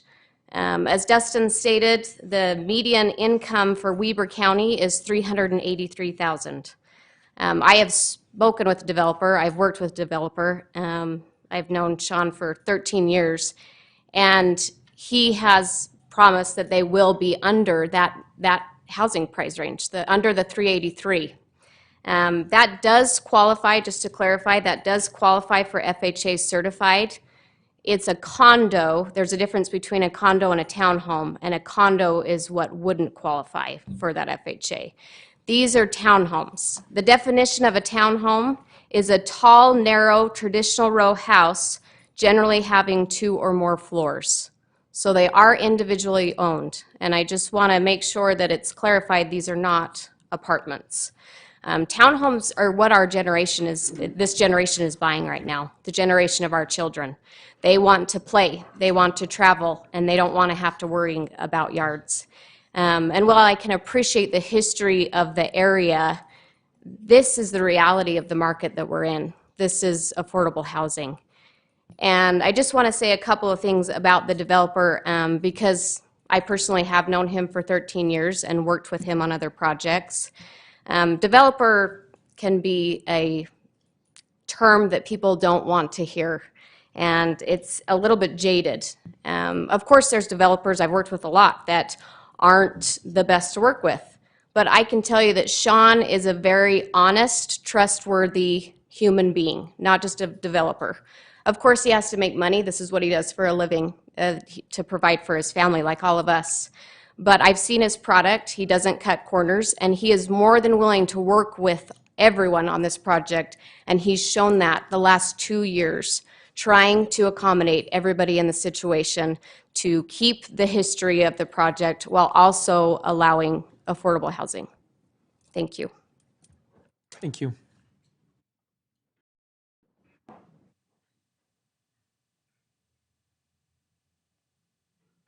Good evening. My name is Dave Montgomery, and I live at 317 West 2nd Street. Lived there all my life and plan on living there the rest of my life, too. It's a great area, just a lot of history there. My family goes back, way back. And there used to be a lot of farms there. And of course, they've been developed over the years, so there's not much land left. As far as low-income housing is concerned, and you know, there's a lot in the area. There's been a lot of apartments built on 5 Points and Riverdale Road, or Harrisville Road, rather. Also 5 Points on 2nd Street, 7th Street, 12th Street. All kinds of apartments going up. So there's a lot of room for people to live in apartments. So I think houses is the best fit for the neighborhood. It fits in with the rest of the neighborhood. That's what I'd like to see. Also, there's like 3 mobile home parks within a few miles of the area. There's also a subdivision of twin homes or duplexes on West 7th Street. So all of this information that goes on, it's just got to come to an end soon. I know it will. I hope it will be in our favor, where we'll have houses instead of apartments or townhomes or condos.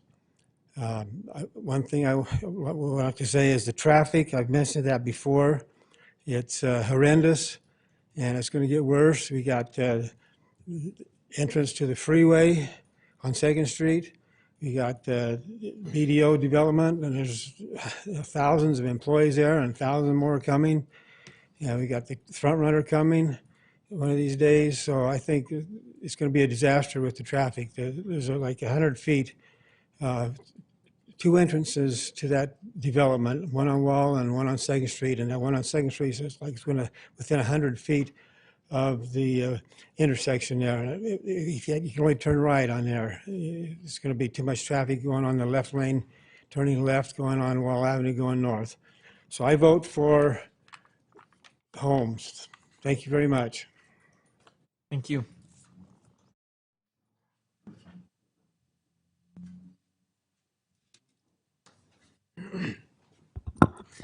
Thank you for the time and consideration this evening.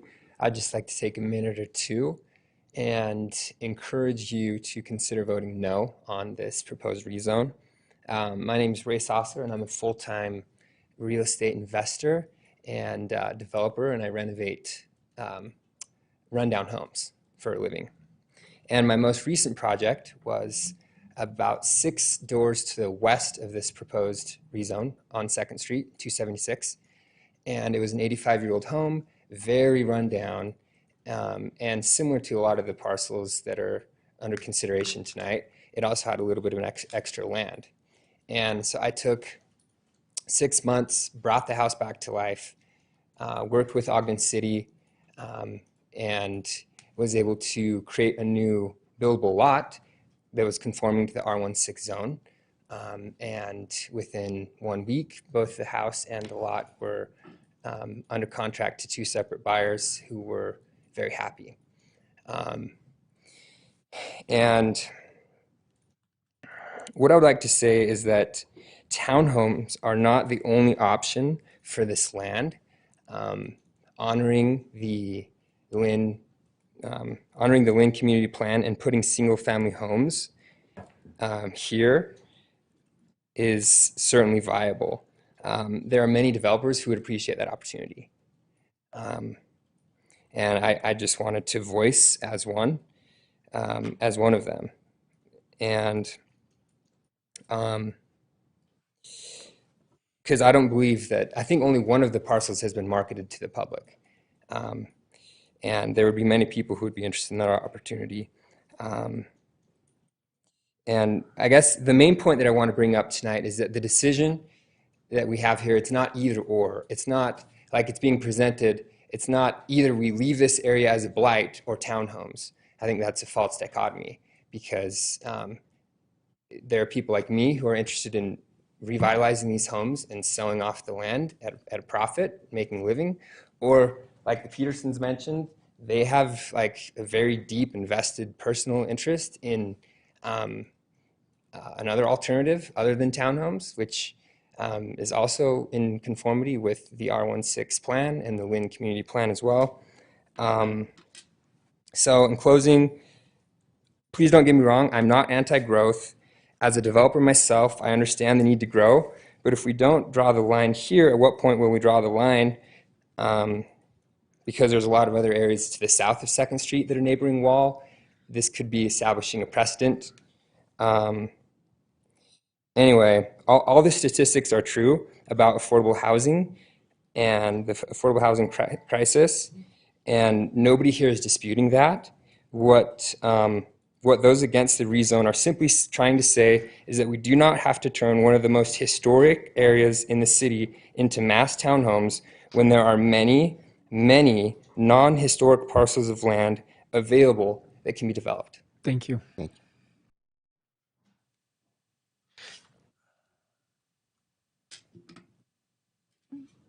Mr. Strong, that was my fault, and I will give you, if you want, do you want to take your time now? Do you want to take your time when comments are all over? We'll give you plenty of time. Whatever you'd like. I can Yeah. come at the end, and then Do you want to do guys that? can And then that way we pepper me can, with yeah, that way we questions can as ask you questions, and that way you're not, well. And I brought nothing to bribe you with. I'm sorry. that way you're not tied to 3 minutes, but you can have as much time as you need and you can address.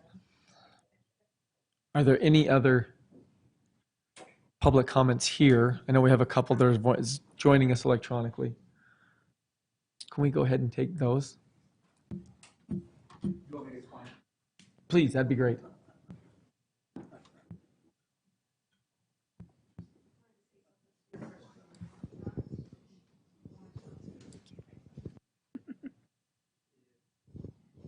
if you're joining us via Zoom and would like to participate in this public hearing or provide public input, excuse me, you can do so by using the raise hand feature found at the bottom of the Zoom application.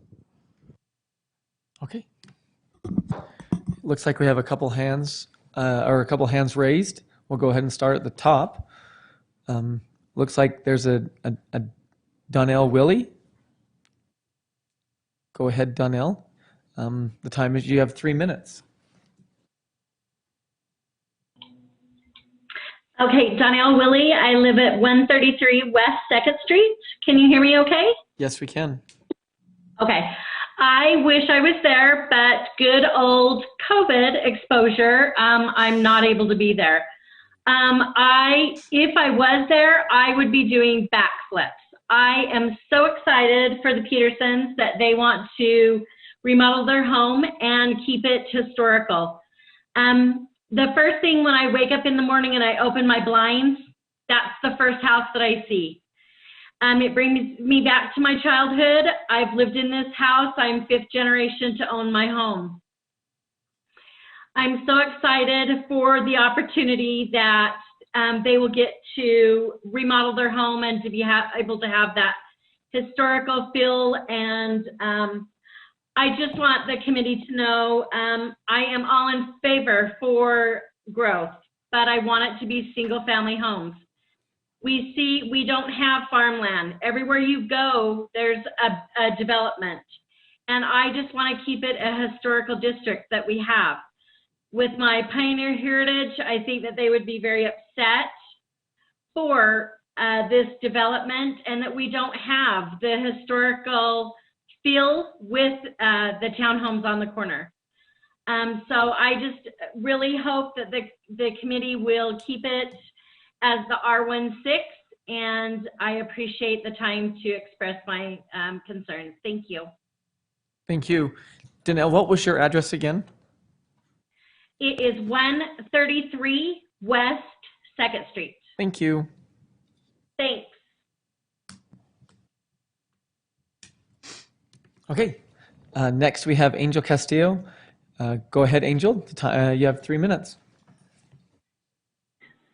Good evening, Angel Castillo, Ogden resident. I'd like to thank the City Council again for making sure that these meetings are available in a digital format to those who have high-risk relatives or friends or going through chemo and don't wish to be in public situations where they could harm them. I deeply appreciate that you've made our interactions accessible to the public, so thank you for that. I don't envy you one bit. This is a really, really tough spot to be in, and unfortunately, this is a position you're going to be in for a lot of times as we go forward, because we don't have an overarching plan for housing and where it goes, and our general plan hasn't been properly updated. And you know, this is a challenge. I mean, we are on one hand, we all know that the May 2021 Kempsey Gardner report says that Utah's 45,000 units deficient housing in the state. That's not any level. I mean, not just low income. That's all levels, just units. And we all know people that have a hard time with getting their kids into homes. So that's a real challenge. And we do need more housing, but at the same token, I know that some of you went to the Meet the Shoshone event, and the 2nd Street neighborhood is magical. And there are things that need to be preserved about that neighborhood. And so I'm asking you to table this for a in-depth discussion at a work session, looking at how you can the historic nature of that building, but yet at the same time provide additional housing because we need it. I don't believe that location is suitable for high density multifamily units, which I'm generally on a transit line a fan of. But townhomes seems to be a great solution. But at the same token, we want to make sure that the design standards meet what that neighborhood's spirits and integrity are, and that they blend, that they look like they fit with the neighborhood. And this is also a time you might want to consider community land trusts. When we lose open space it's gone forever. Imagine Central Park, or imagine New York without a Central Park. Perhaps this is something that we could look to inspiration from the Daybreak development, where they have different types of housing filtered through.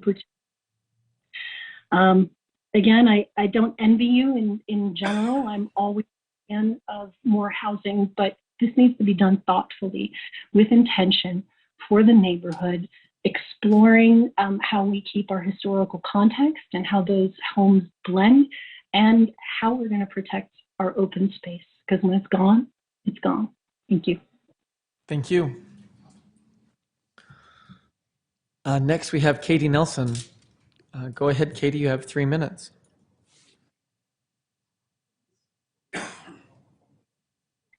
Hi, this is Katie Nelson. Can you hear me? Yes.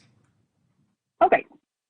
Yeah, this is Katie Nelson with the Heritage Foundation. I would also like to echo Angel Castillo in saying thank you for letting us to attend through Zoom as well as in person.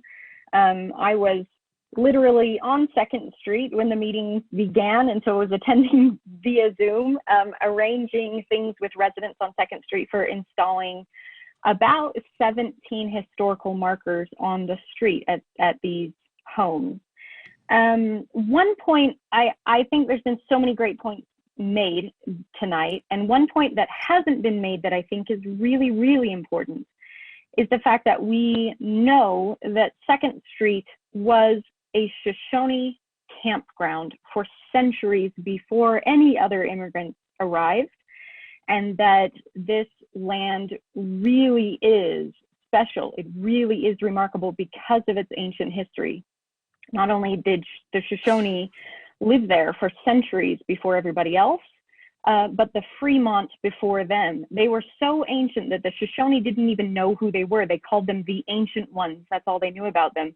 And they have a burial mound placed along 4th Street because they all lived in that area that almost nobody knows about.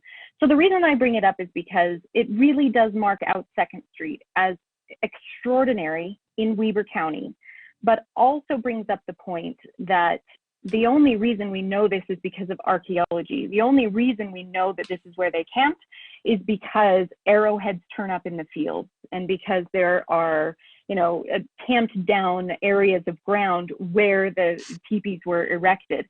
The Shoshone didn't write things down. We don't have a written history. All we have is archaeology. All we have is what's in these farms, fields.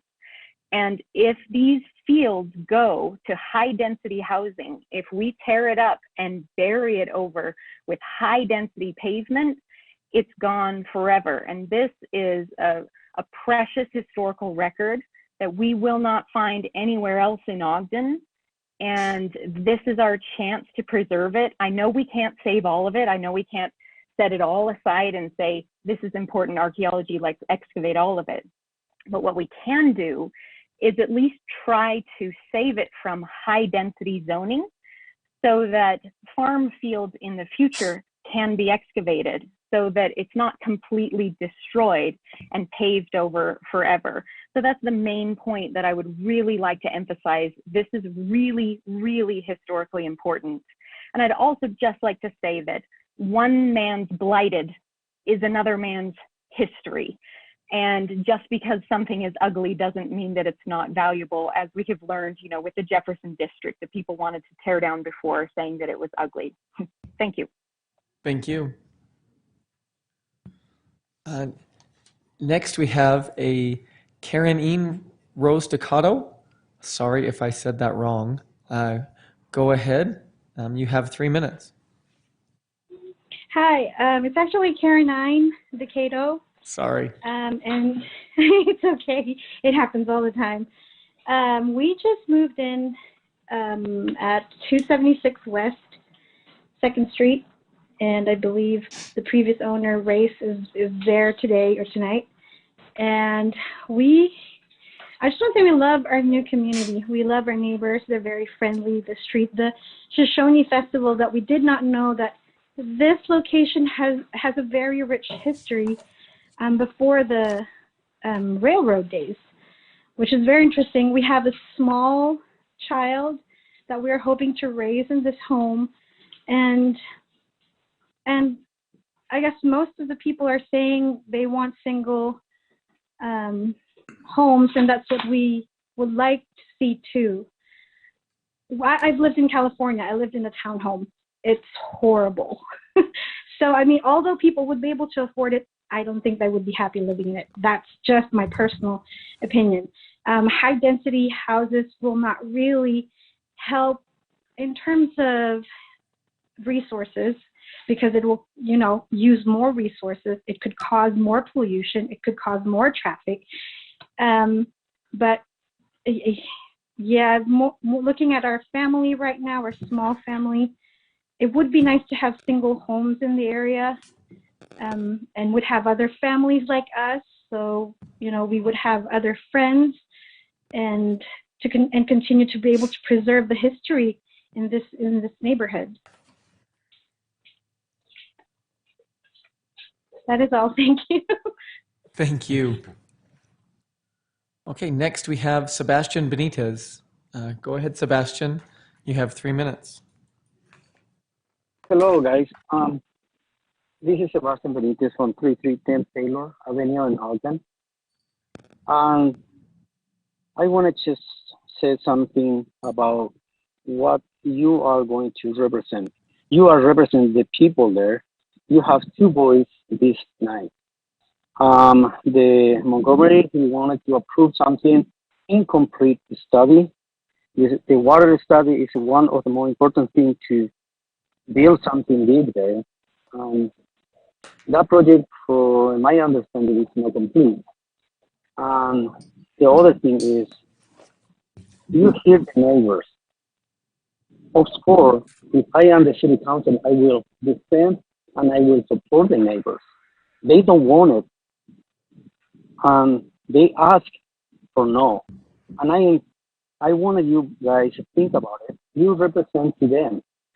And I wish you vote for no, because they don't want it, that one. There's so many other ways to do that one. Or make more beautiful that zone. I work for nutraceutical too, and I drive a lot at that part. And it's amazing place. Dirty, ugly, but it's amazing place. Historic. The other thing is, we have to represent the people. Vote for you guys. You have to do that. And if you have some project is not complete, and you don't have it, I hear the realtor too. And can you imagine? I know your house is there. And can you imagine if I buy all around your houses, your neighbors, and I build, and I have the project to build apartment there for 3 or 4 levels? Do you like that one? I am sure not. I am sure Bernardoski enjoy the view for the mountain. I am sure Luis Lopez enjoyed too for the view from his house. And the same thing with Richard Heyer or Chuberca. Even you, Marcia White, you enjoy the view. And just tell the people, no, vote for no, because you represent to them. Thank you. Thank you. Next, we have Sabrina Lee. Go ahead, Sabrina. You have 3 minutes. Thank you. My name is Sabrina Lee. I live at 436 Melling Way. I live in the neighborhood of Fort Bingham Estates. I'd like the council to remember that what they're voting on tonight is an amendment to the Lynn community. It is not just about this neighborhood. It is from 12th Street to North Street and Wall all the way to the depot and down 12th Street until you hit Marriott Slatersville. By voting to amend this, what you're doing is allowing this zoning to any open plot of land essentially could be developed into condos and high density housing. This particular area is special not only because of its history, as everybody else has said, but also because the camaraderie of the people that own the historic homes on 2nd Street and then the 2 single-family home developments on either side of them. My kids can go exploring around in some of those farm fields, find things. If they can go knock on Anna Ko's door and ask her what it is. That is unique to only this area. You know, it's just one of those things that you don't have anywhere else in Ogden as everybody else's head. The other part of that is the school district. Heritage Elementary School services most of this area. The more high density housing we put in, the more overflowed that school is going to get, and it is already busting at the seams. They're using portables at this point because the school facility built, you know, 15, 20 years ago cannot hold the amount of kids. And who is to say that somebody isn't going to come in and buy 3 or 4 of these or all of them and turn them into rentals? You know, as a historian and as a member of this particular community, I would like to see us at least have something different than what is going on in all the other voting districts and communities around us.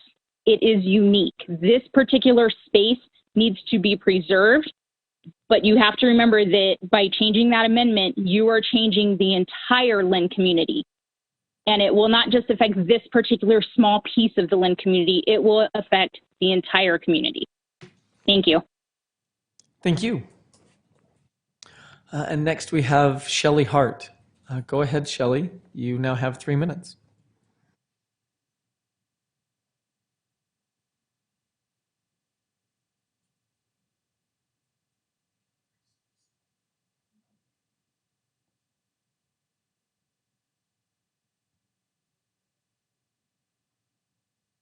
Shelley, are you there?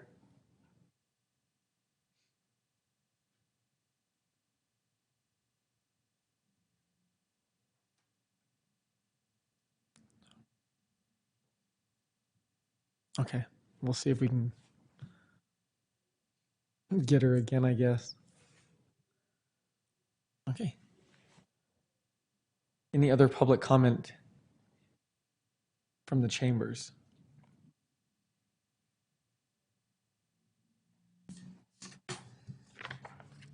We don't close it, right? No. Perfect. Okay. We'd like to invite the petitioner, Mr. Strong. Sorry? Let's try her again. Sorry. Shelley, are you there?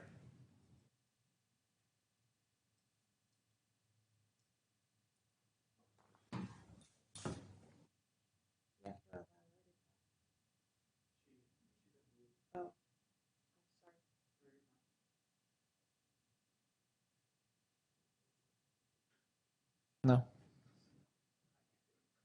Okay. Okay.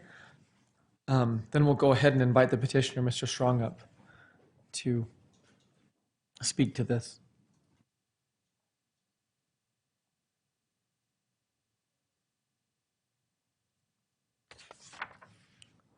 Sean, 2473 South, 1100 West, Syracuse. Just to start out, before you ask questions, there's just been a ton of buzzwords tonight to kind of throw you guys over the edge. So I just want to clarify a lot of that. By your own city ordinance, this is not high density, it's medium density. These aren't apartments, these aren't rentals, these are single family homes that are attached. So they all have their own tax ID number. So they're individual homeowners. Now, yes, they can rent those homes if they would like, but you as a homeowner can rent your home as well as you like. There's actually builders out of state coming into Utah, building whole subdivisions of single family homes and renting them because there's not enough rentals right now. But that's beside the point. There's a ton of this stuff that people are throwing out there, high density rentals, condos. These aren't condos. The young lady that talked about the FHA certification, it's true for condos, but the FHA certification is not true for single family homes, even attached. I am a certified residential appraiser, and one of the things you look at for land is the highest and best use. What should I put there that's legally feasible, physically possible, and what's going to bring the best return? So as developers, we look at that. As realtors, we look at that. And as a city council, you should look at that as well. All day everybody's been saying, hey, we want single family homes in there. We've looked at that option with these two pieces. We've even talked to it with the staff with the city. The problem is these parcels are kind of long and narrow.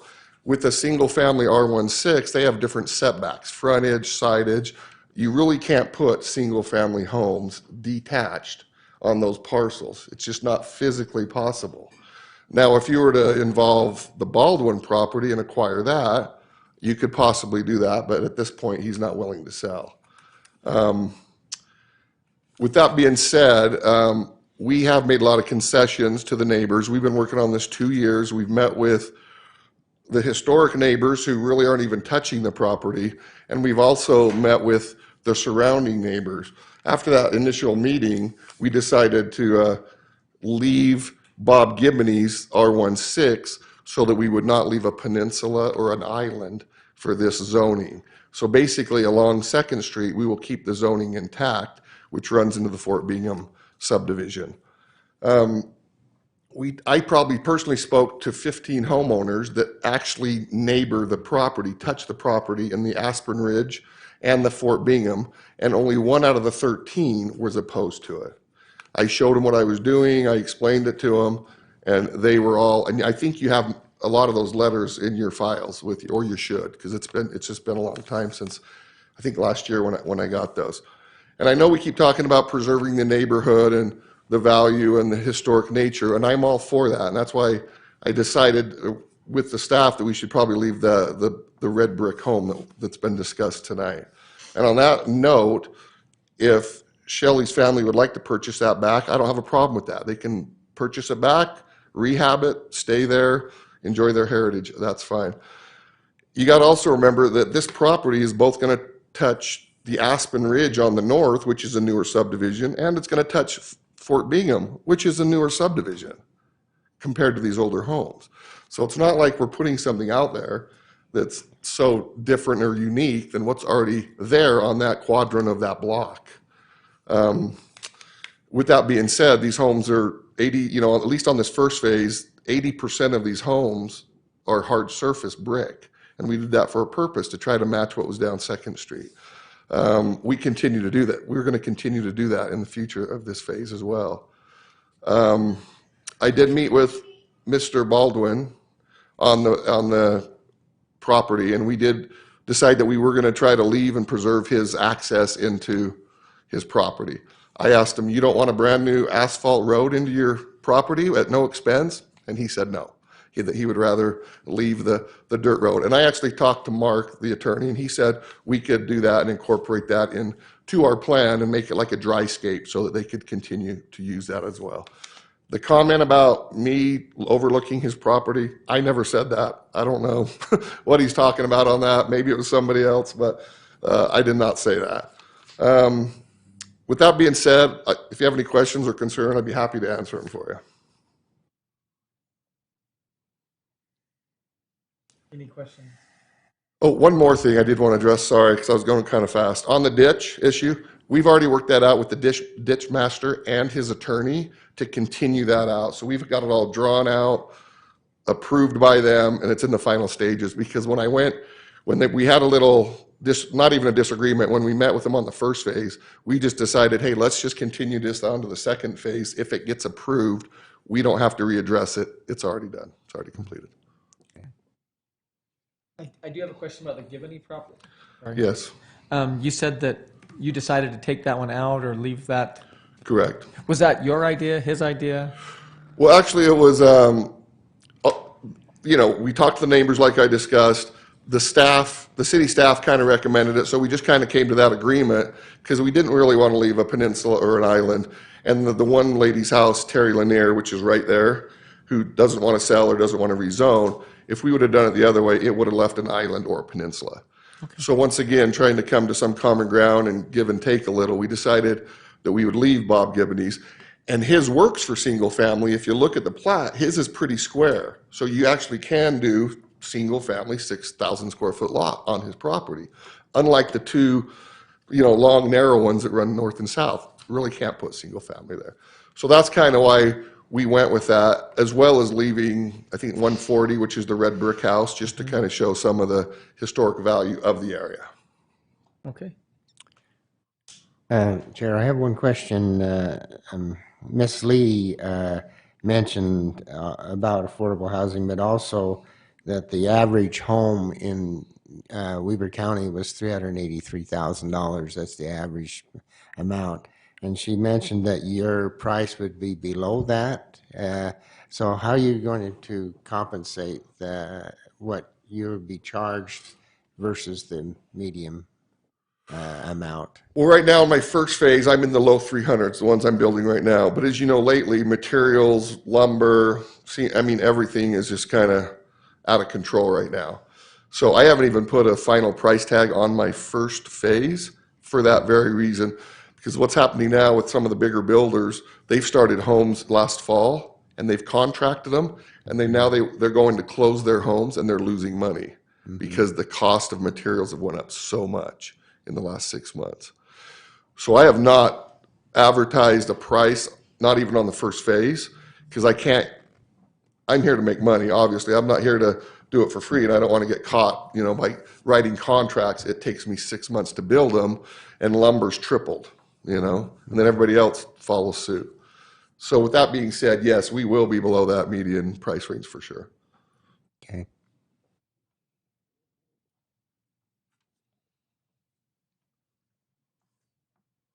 Any other questions for Mr. Strong? Okay. Thank you so much. And Appreciate I'm it. sorry I didn't get you up here sooner. but No, you're okay. thank you. Do I come now? Do Yeah, I wait? that's on me, thank so you. I apologize. I believe there's going to be some discussion amongst council members before we do this. I'm not that you all haven't been sitting also, but I know that some people up here need a break for a few minutes. Would it be fair to take a 5-minute break and then come meet back in here? Is that okay? Thank you. Yep. Motion to take a break. Motion to take a break.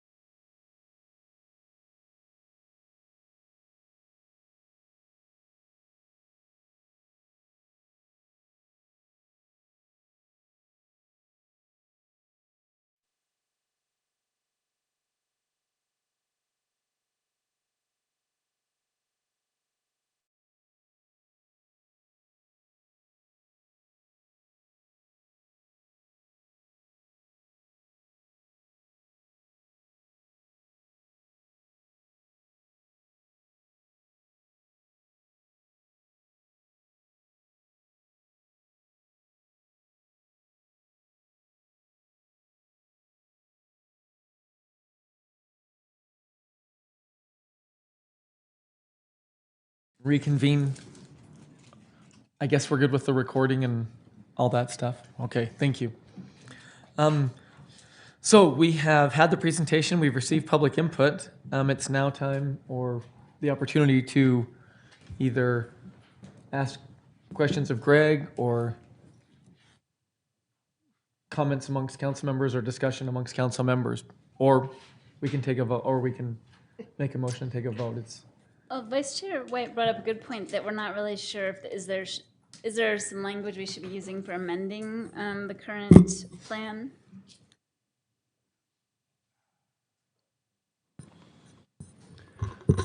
So the only thing that's been, there's no change with the community plan amendment. No, There, if you want to take the two properties out, that then maps the zoning. oh, because, okay. So there is. I thought there might be. The rezone, so the rezone is tied to specific properties, and those properties are a smaller area than what were being considered before for the Lynn Community Plan Amendment. So it's a smaller area that's being amended now in the Lynn Community Plan. As for specific language, I would assume you could just state the properties that are listed in the rezone in that ordinance, which is 140 to 142 Wall Avenue. Is that correct? Oh, 150, 152 2nd Street. So you just have to state those properties. You have to take them out? Is that what you're saying? Yeah. 152. Chair, is it possible maybe to have Mr. Montgomery come up and show the map of the properties that would be taken out of the community plan portion? That would be great. So we can have a visual.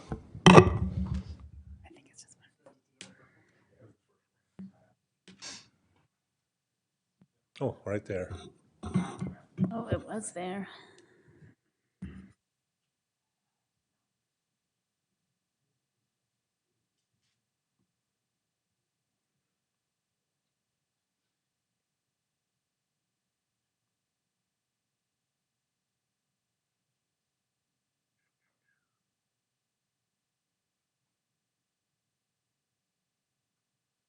Okay, let's get to, oh, have I taken over? Okay, okay. So this is the map on the right, is what the Planning Commission had recommended back in November of last year. With the different revisions that have been proposed and, you know, the making smaller the request to rezone, we had suggested in this map that you amend, if you look to approve this, amend the map what the Planning Commission recommended to this map, which would then limit it to the area being rezoned, being considered for rezoning, and not extend into other properties that after the January meeting were removed to try to meet the issues that came up in November. Is that clear? Maybe, sort of. So would we call this like? So we would say Exhibit A or B or something? Yeah, it in would the say that amendment? with the proposed map amended that has been shown tonight.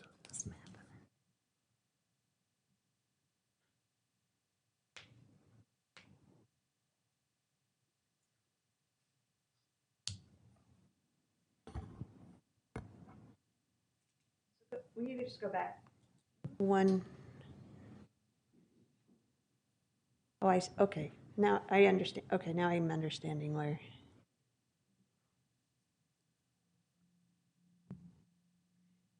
Does it incorporate a little bit of the 152? Yeah, so if you look at this illustration, in fact, I'm trying to think if I've got a better one that may show. If you look at the, oh, come on.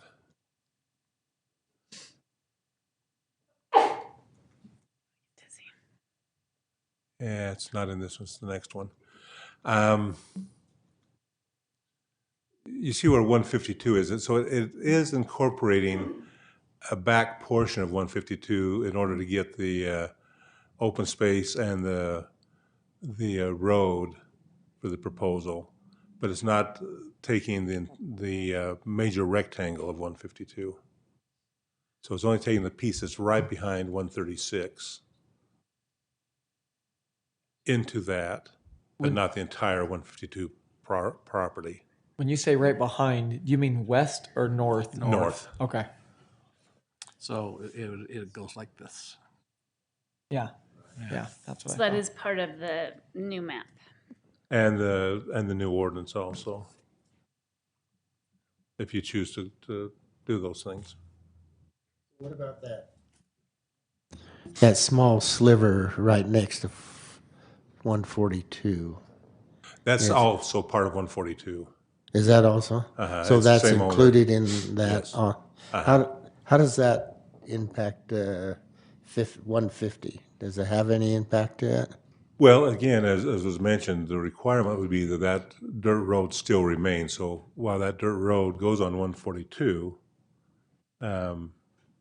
it'd be included in the zoning, but the condition of the conditional overlay is that it also be retained as the road to access Mr. Bolden's property. And where are the Petersons' home? Where's that located? 140. 140, okay. Do you know where the Peterson home sits on that sliver? Just So if you look at, see where the stand of trees is near the north end? Okay. You can see that's the Mhm. homes at that location. So it's set back, well over 600 feet from Second because the Street. proposal is to, well, what was mentioned tonight was that To could preserve stay the there. house, yes. Preserve that house, Uh-huh. and then looks like build the new And- development right there. Yeah, and then where next to it. 139 Wall is, that'd be a row of new townhomes under the proposal. 139 Wall. So will they develop all around that home, the Petersons? At 140? Well, the developer is proposing to develop all around that. Okay. So they'll also be developing in 140, is that right? Under the proposal, yes. Right, okay. And that's where there's the decisions you need to make tonight. Do you or do you not do that? And 43 townhomes is the maximum. Doesn't Correct. mean that's what's going in.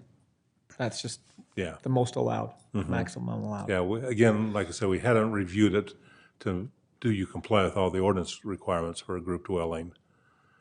But based on lot area, that You had could a be the review maximum. about what, I'm sorry? We hadn't reviewed it. Does it meet all the requirements for a group dwelling? That's a further review with more detail. And of course, the developers wouldn't go to that expense unless they knew that could take place. And so this is the concept saying, based on the lot area, this is how many units could take place there. In our public comment, it mentioned, one of the citizens mentioned that passing of this ordinance would affect other properties on Second Street or in that area. Well, I think the comment was saying, if the trend is going towards multiple family, is that a trend that you're signaling to all of the Lynn community that if you have vacant land, you're now in favor more of multiple family than you are single family development? So it would have impact to other vacant properties. Well, it's always a question, unless the plan is amended to say that, it wouldn't. I think what their comment was is this may be signaling to others that you're willing to now entertain that taking place on other lands that may be underutilized. So it could set a precedence. That is what your control would determine, whether it does or doesn't. Okay.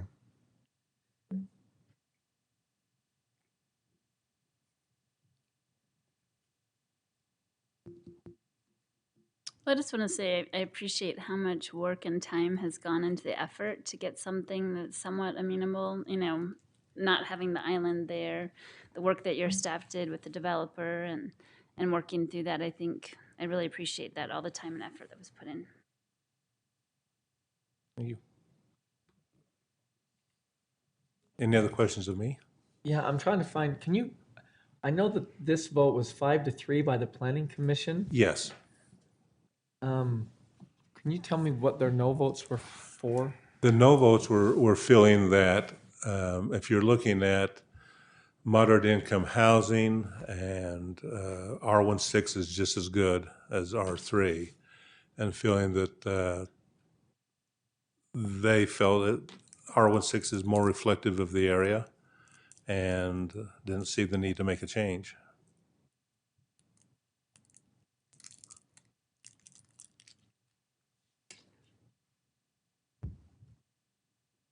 Okay. Any other questions for Greg? So I need to be a little bit more clear on a couple of things. So I don't even know. I'm 140. I don't even know whose land that is right now. So the ownership is the Harts, Okay. and then the niece lives in the. Okay. So on the Hart's property, I'm assuming it's a little over an acre of land. Yeah, it's. Guessing.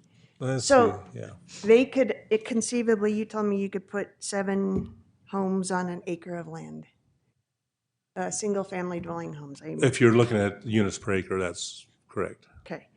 So they could do that today, right? They could do that right now. So here, I guess here is the. Yeah, notwithstanding. And if everything was just wonderful, yes. But in order to do a subdivision of land to create lots, you'd need to have a public street, and there's not enough width to create a public street. That's where, to ultimately have that happen, you need to have a lot of the properties combined to make that work.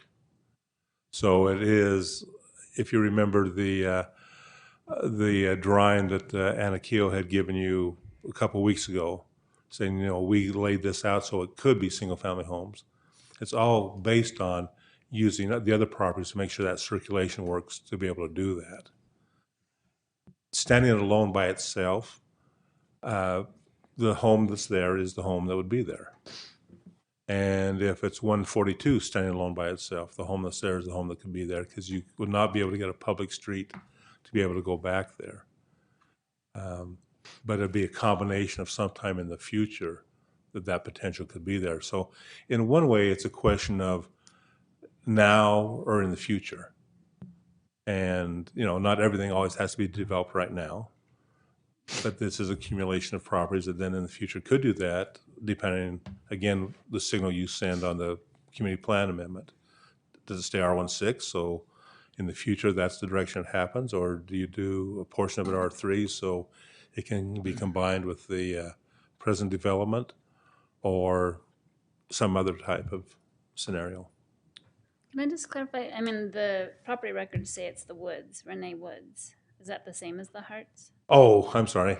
Okay, I want to clarify. Yes, I'm just yes. getting myself confused. I still always go back to Lyman Anderson, so that's. No, that's no, totally. But I'm just like, wait a minute. Where did the Harts? Okay. Yeah. That's okay.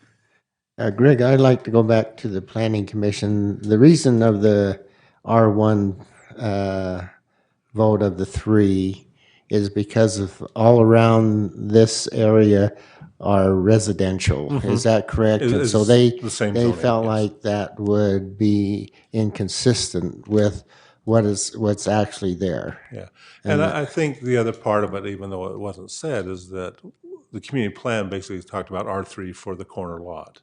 Uh-huh. And once you've gone past the corner lot, now that's saying, why would we change from R16? Because the other areas are in residential is. Or there. R16, yes. Yeah.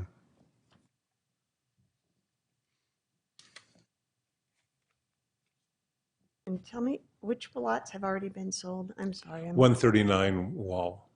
That's the only one. That's the one where I've noticed in the county records, it's a new ownership.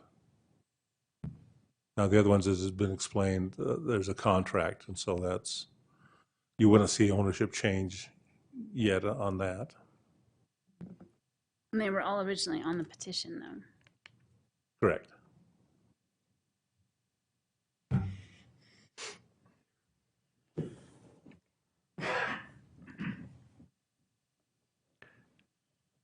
The other question I have is that small part from 152, that top end where he has to take that off. Can he purchase that and not the whole area, or would he have to purchase all of 152? Well, from my understanding, as he explained, he's got a contract on all of 152, and then what would take place is a re-subdivision of the properties. So the R3 would be in one subdivision, the rest of it, R16, would be in a separate subdivision. But the question is if they're under the contract and they buy the property, then they could do those options depending on what you determine tonight. Okay. So the owner, actually, he could sell that small part and not the whole bit. Well, it'd be all of one piece, and then the person would subdivide it to create the two different areas. So what happens if he doesn't sell that to him? Then there's that small then section you have the of zoning home. and that, but you don't have anything that could take place. Okay. Or you'd have to amend it and then change acreages and things like that. Yep.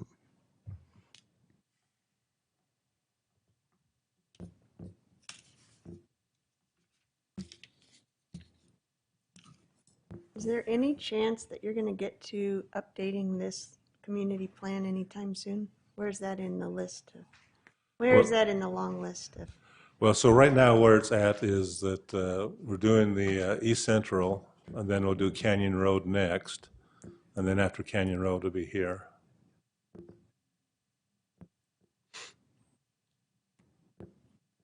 We got to give him some people to do those.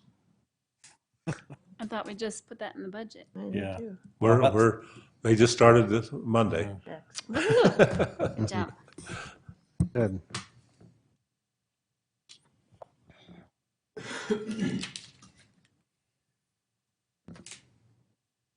Any other questions?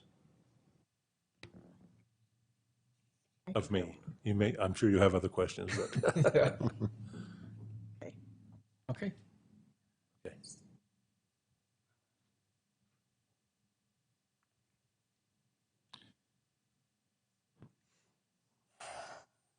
Any other council comments?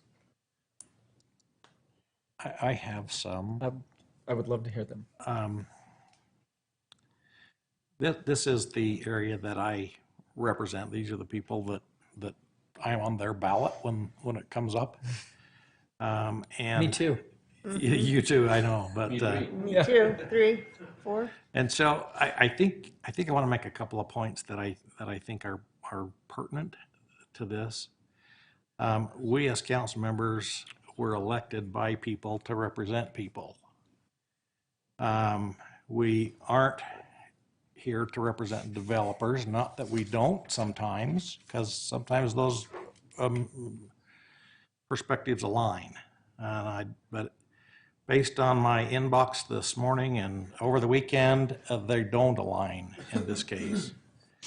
We received a lot of communication from some that originally gave support and signed that petition that Mr. Strong talked about, that rescinded that today, and they indicated that they felt like that it had been misrepresented to get their signature on there, and I couldn't say it one way or the other, but that was what was represented to us in some of those communications that we got, some today, I believe.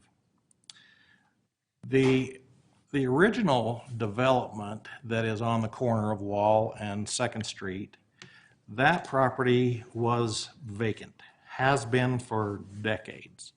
It is a wonky piece of property that, it was difficult to develop, and this was the thing that developed, and it was appropriate in as much as it was on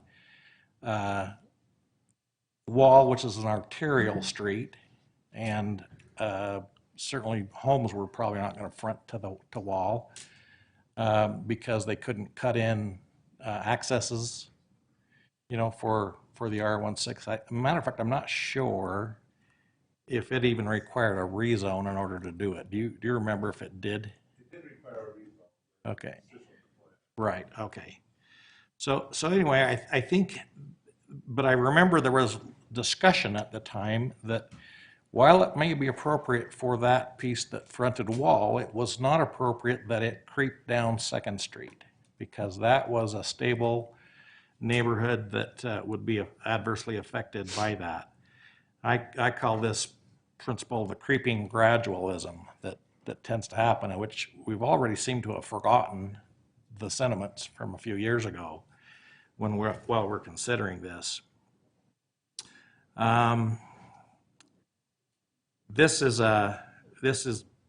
These parcels aren't vacant.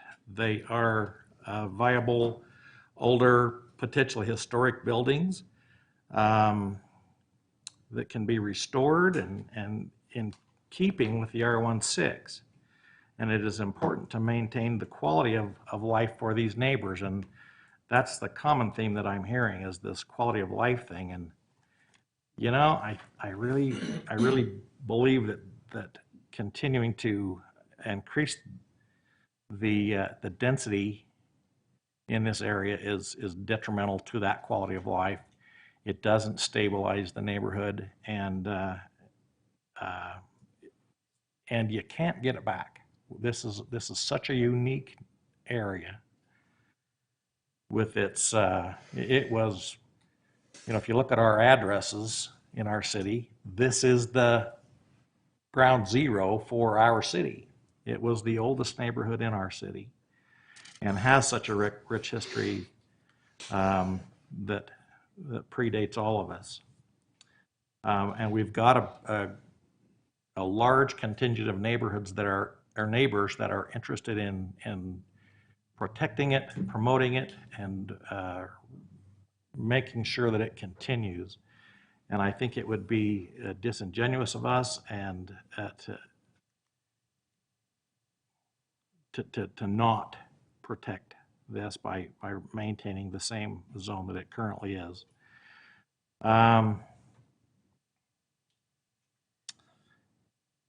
It has lots of potential under its current zone that won't disrupt the historic area. There were a lot of comments, and I think we could go on and on, but I don't know that it's important. The thing that I think is important is to we've already included 30 units in this neighborhood, and to throw in another 44 to give it 74 is too much. It's over the top. I think we've got enough people interested in making this neighborhood better as it's currently zoned, that I don't see the point of doing something that is potentially harming the continuity and the stability of this neighborhood. So the ditch, I think, is an important issue. Maybe it could be resolved. I think it was interesting, though, that there had to be a lawsuit in order to and I don't know what the lawsuit was all about. I just know there was one. So I guess I can't speak to that whole purpose. I just know that I got a lot of calls about it. So I think it's probably in place now. Maybe everything's great. I don't know, but I just thought it was telling that there had to be a lawsuit. So some of the comments, some of the words that I think are important was magical. That was one of the comments that came in, and it is, if you've been there, and I have spent a lot of time there, and it is an area that does have a flavor because of what it is currently, and can continue to be if we are careful. And so I think we ought to continue to keep it. The highest and best use, that was the term that Mr. Strong gave. Its highest and best use, I think, is currently what it is. So that would be my comments. So thank you very much for letting me ramble. Thank you. I was very interested in what you had to say about this, because I know you do spend a lot more time in that area than maybe the rest of us do. So thank you. Just have a brief comment, and I guess I get a little conflicted that the people that own the property were part of the petition to begin with, and so it just is challenging for me. I know things have changed because it's taken so much time to put this forward, but I feel for those folks that perhaps wanted to sell those properties and move on or do whatever they'd like to do. So I just keep kind of going back to that, you know, they had intended for this project to move forward. And I certainly do care about the historic nature of the area as well. I do see it, you know, as it's changed, that it is connected to the corner. I mean, that lot could have been a lot bigger that we were talking about, you know, a couple years ago. And that this current, you know, proposal as it is kind of fits into that. And I do appreciate the developer, you know, working with the residents and trying to figure out the best solution, especially for those single-family homes maybe in the Giboney area. I guess, you know, it's just so hard when you get a petition in front of you we've been talking about for weeks on end, years on end, practically, and then you have people call you up today and say, hey, you know, now I want to do something totally, you know, so which thing am I supposed to believe in this situation exactly? So my feeling is that by amending the plan as it currently stands with the amendment, you know, whatever happens with the contract or no contract, et cetera, they can all figure that out for themselves. But to me, this other parcel seems like it blends into the corner enough for me to say it's okay to amend the plan. That's just my perspective.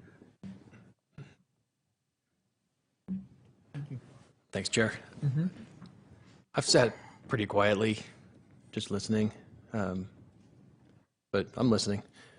And I think one thing that people maybe don't recognize about our council, and just because I think, you know, we talked about the bad word developer, but politician's not really always the most favorable word. But one thing about this council is we kind of rely on each other for expertise and advice. Some of us have expertise in areas where others don't, and I take the comments that Councilmember Heyer made pretty seriously. He's in touch with the neighborhood really well, and I feel like I've gotten to know the neighbors in this area through other proposals as well, but I know that he represents that area. That matters to me quite a bit. I think that if the roles were reversed, he would do the same. He would ask me, you know, tell me what you know that I can't know because I don't live there. So those kinds of things weigh heavily in my decision making. I also, development proposals don't usually come to us this messy, we'll just say. Not that it doesn't have merit, there's just so much conflict and confusion and this and that, and I just don't think that's how it's supposed to be. I'm more accustomed to them coming to us more fully cooked and ready to go, but so that's where my mindset's at. I also recognize the strength of the neighborhood. I know that neighborhoods are the fabric of a community. I'm not anti-development whatsoever. I think that developer interests and community interests absolutely can and often do align. So I'm with Councilmember Heyer in the comment that he made that those interests just don't seem to be lining up on this one very, very well. So that's weighing heavily for me. Thanks.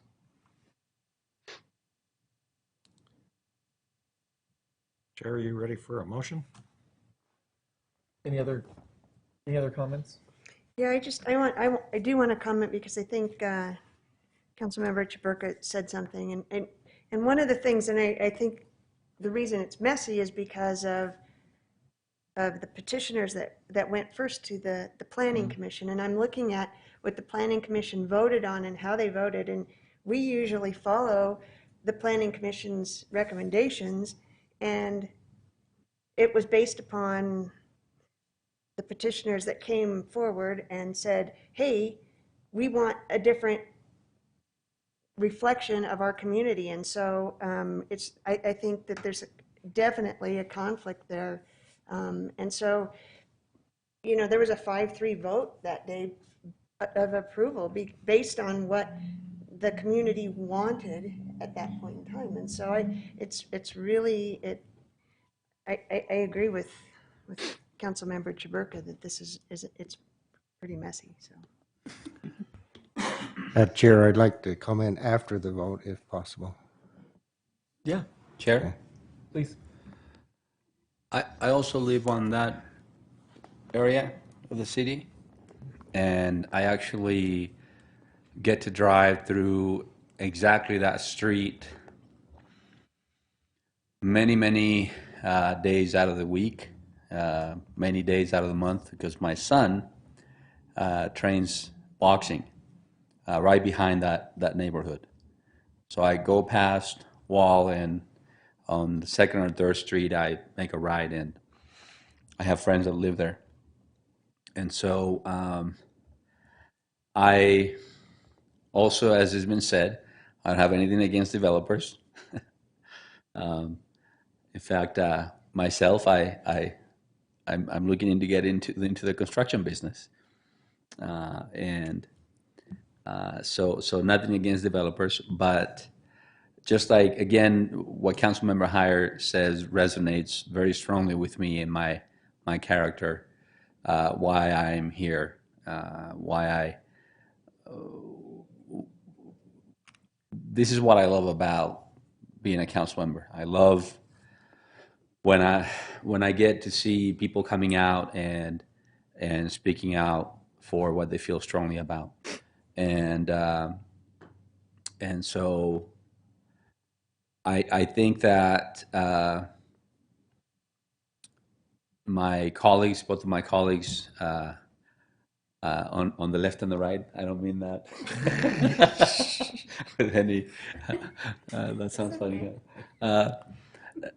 So things change. Things change, and I mean, I wonder who of us here haven't changed our opinions from time to time about issues that we have, and I mean, that happens to me all the time. I mean, half the time, I mean, sometimes I'm very conflicted about many different things. So I can see this happening. I see that as totally normal, and very respectfully to my colleague on the left, I actually have this different perspective about the fitting of the higher density encroaching into that side of the neighborhood. To me, I was fine with that corner because it feels like it's not part of it. It feels like it's it's kind of on Wall right there by itself. So anyway,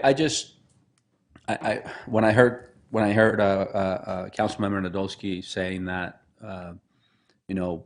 he relies on the expertise of council members.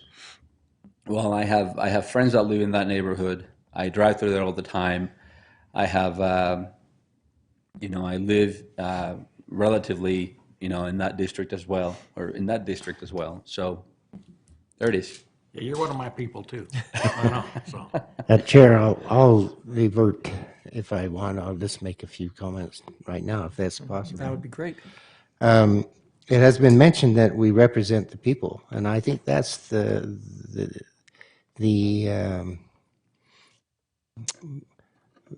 why we are here as city councilmen.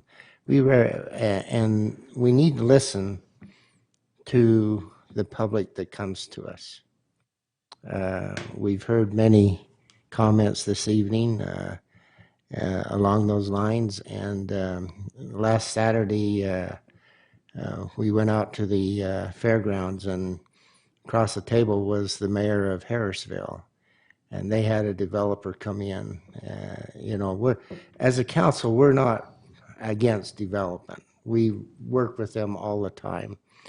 But she says the developer wanted to do this, this, and this, and the council came up and says that doesn't fit into our vision for that area, and so they didn't do it.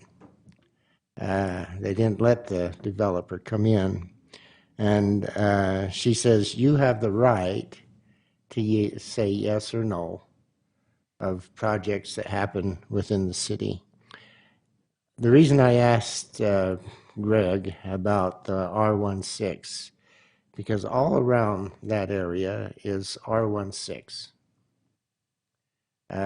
My wife and I, after the August the 7th event, went through those neighborhoods, and it was a refreshing feeling to know and see of the single homes that were there, the community, the families, the individuals that were residing in there. And so I can understand why some of the planning commissioners voted against this. But I also would like to thank Greg and his group for bringing out not only the positives, but some of the things that we need to consider. As I looked at and heard the comments, I heard of historical factor.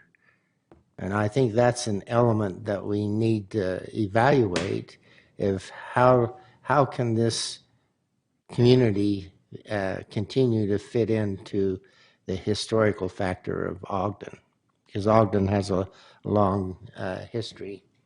The other aspect is that the ditch, and every week I'm on a ditch company, and I go up and I turn the water in, and I know exactly how irrigation ditches work, because I do it every week. And the importance of those irrigation ditch are vital to not only the area that I live in, but I'm sure in this area. Tammy tonight mentioned, she says that our decision tonight will have a long impact in the community. What will this area look like after what we vote on? She says that we need to change, but we need to change to be smart, and I think that's important. The other thing is we need to do it in the right place, and maybe townhomes in this area is not the right place. Then she made another comment that says, just work with us. And I think that's the key element of what we heard here tonight, is that the citizens or the community in that area wants us to work with them. And I think that's the important aspect of it. There was also a comment tonight saying if we develop this with townhomes and other items, which may not be bad for the certain areas of this area, but it's going to impact the school. And we have to evaluate what impact will our decision tonight have on the school system in that area. And so as I looked at the proposal, I tried to envision how this ordinance would work without acquiring all of lot 152. We're always saying, well, he can cut off that top end. Well, if that homeowner doesn't want to sell his property, he can't cut off that top part because it won't be there. And so it's hard for me. I don't think this is a messy ordinance. I just think it was a difficult ordinance. Yes, it could have been cleaner in certain areas, but I think it was very difficult because of the situations that we have. The vote that I look at tonight is we need to evaluate what is the best thing for this community. And I think that's the question that I have, and I will make that decision and my choice, well, how I feel is the best for this community. Thank you. Thank you. I'd like to take just a minute and again, thank Councilmember Heyer for leading off and getting with his comments. One of the things he mentioned was about things not quite aligning. And I think that's kind of the theme for tonight. There are a lot of things that I feel haven't aligned correctly or the right way or well together. One of those is we ask, that's why we have a planning commission. We have a planning commission to review these type of items so that they can dig in and do that work and then submit an ordinance to us. And I don't believe that what they submitted and what is now here and what is actually portrayed aligns with all the information we've been given. I, it's obvious that the proposed ordinance that we had and the addresses that go with it didn't align. So I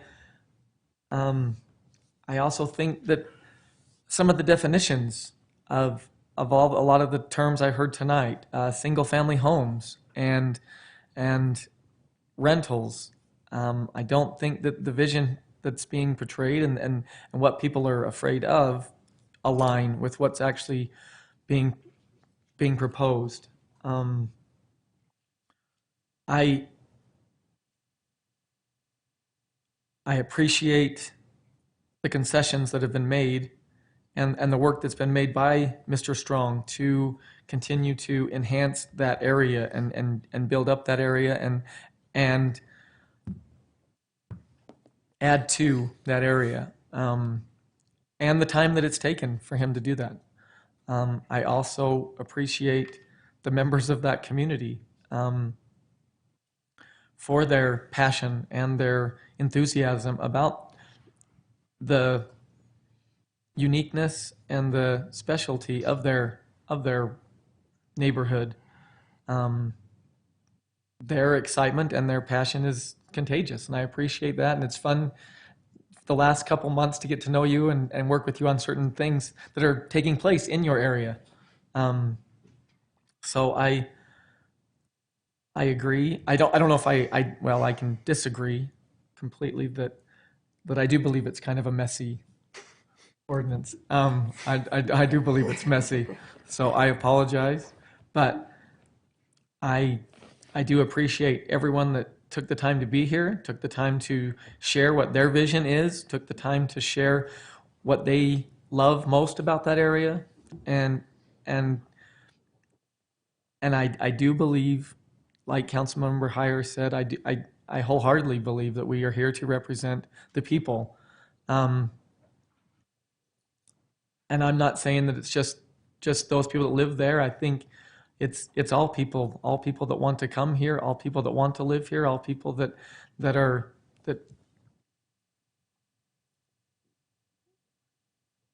it's everyone. And I appreciate that responsibility and the opportunities we have to make decisions to impact those people. So again, I appreciate everything that's been said. I appreciate, sorry, Councilmember Lopez, to shirk you and not recognize that you live over in that area also. But I do appreciate your comments and yours too, Councilmember Heyer, and everyone's comments. And I'm assuming that probably didn't make it any less messy. So either more comments or a motion or questions? I just have one more comment, and Okay. I apologize. I just wanted to say that I too really appreciate all the engagement of the neighborhood and everybody that's called and written to us. I always appreciate that.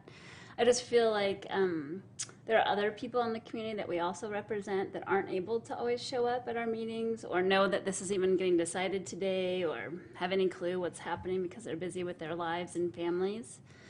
So I think that we always have to consider the needs of the overall community.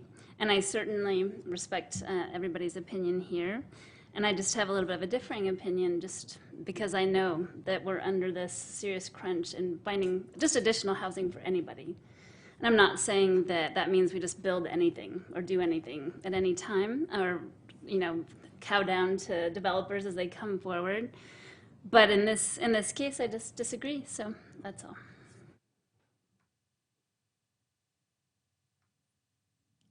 Cheryl, there's a couple of comments that I think warrant a response. I having been a planning commissioner and having an emeritus status in that area, I don't take lightly going against a recommendation from the planning commission. However, we do have different missions. They are there to review things against the general plan, and they're very analytical about it. They really shouldn't be listening to a lot of the emotional arguments that center around things, and they are pretty good about not doing that. I got real good at tuning out people that are NIMBYs. And for those of you who don't know what that term means, it's the people that just say, not in my backyard, NIMBY. Because there's a lot of that, and there's usually, some of those. These people are not typical NIMBYs. They have legitimate, concrete reasons for their comments. I just don't put them in that category. So anyway, I just wanted to say that I think that's differently somehow. And anyway, so if you're ready for a motion, I'd be happy to make it. We'll see how it goes. Then concerning ordinance 2021-41, I would make a motion that we deny that petition to amend the Lynn Community Plan. Second.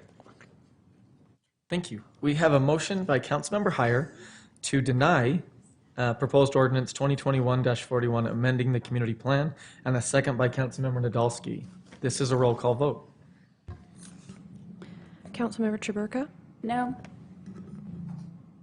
Councilmember Heyer? Aye. Councilmember Lopez? Aye. Councilmember Nadolski? Aye.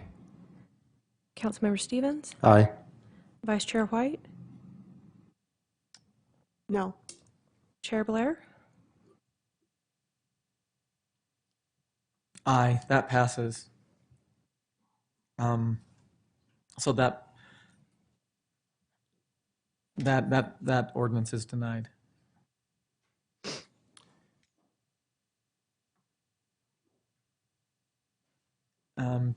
Would Chair, I think that either de facto makes this next item irrelevant. I don't know how we dismiss that procedurally. Do they need to make some kind of? Before we go there, would Councilmember Chaburka or Vice Chair White care to speak to their Yes and no vote? yes vote? Yeah, yes. No, and I think I explained it earlier. Okay. Again, I do really appreciate the community's involvement. I cross my fingers that it all works out the way that they hope it will with those homes. They've had a lot of time to invest in those properties, and I'm glad that maybe this inspired them to do so. Maybe something great will happen from this decision. Yeah, and I voted no, but not for the reasons I think that were up here. I voted no to not allow it because it's so messy and that it is just not quite the right thing quite yet. It's not fully baked. It's not fully working. It's still cajoling a little bit here, and we'll take a little piece here, and then we can put a lane in there, and it wasn't quite right. And so that doesn't mean that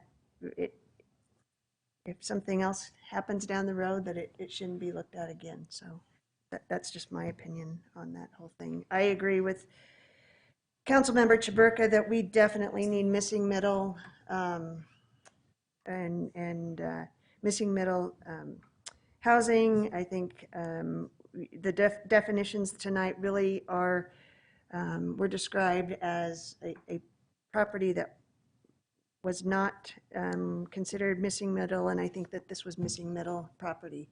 And so I just think that we need to have a better plan and a better, future going forward, or vision going forward with this piece of property and the rest of the property that we have in Ogden. We don't have a good plan going forward, and I think that we've talked about it a lot, and this community plan is so old that it'll be interesting I'm excited for it to get a new plan, so that's all. Thank you. I'd like to wish the Petersons the best in their acquisition and rehabilitation. I think that I'm really excited for you. That has some great potential for you. Appreciate your comments earlier. I believe we're going to get a legal insert here. We've been talking, and I think it's best that you go ahead and vote on that second proposition. Okay. Do we need a lot of talk, or can I just go at it? Then, Chair, I would make a motion concerning ordinance 2021-42 that we deny that ordinance as well. I second it. We have a motion by Councilmember Heyer to deny proposed ordinance 2021-42 and a second by Councilmember Stevens. This is a roll call vote. Councilmember Heyer, Aye. Councilmember Lopez, Aye. Councilmember Nadolski, Aye. Councilmember Stevens, Aye. Councilmember Traburka, Aye. Vice Chair White, Aye. Chair Blair. Aye, that passes. Okay. Speaking of things that don't align. Yeah. Well, I mean, there's no reason to vote against it. Or Okay. vote for it, or I don't know what it was. Next up is the rezone at 1117 Country Hills Drive. Against it. Yeah. Looks like we have Greg Montgomery here again. Against, being against it. As soon as we get this pulled up.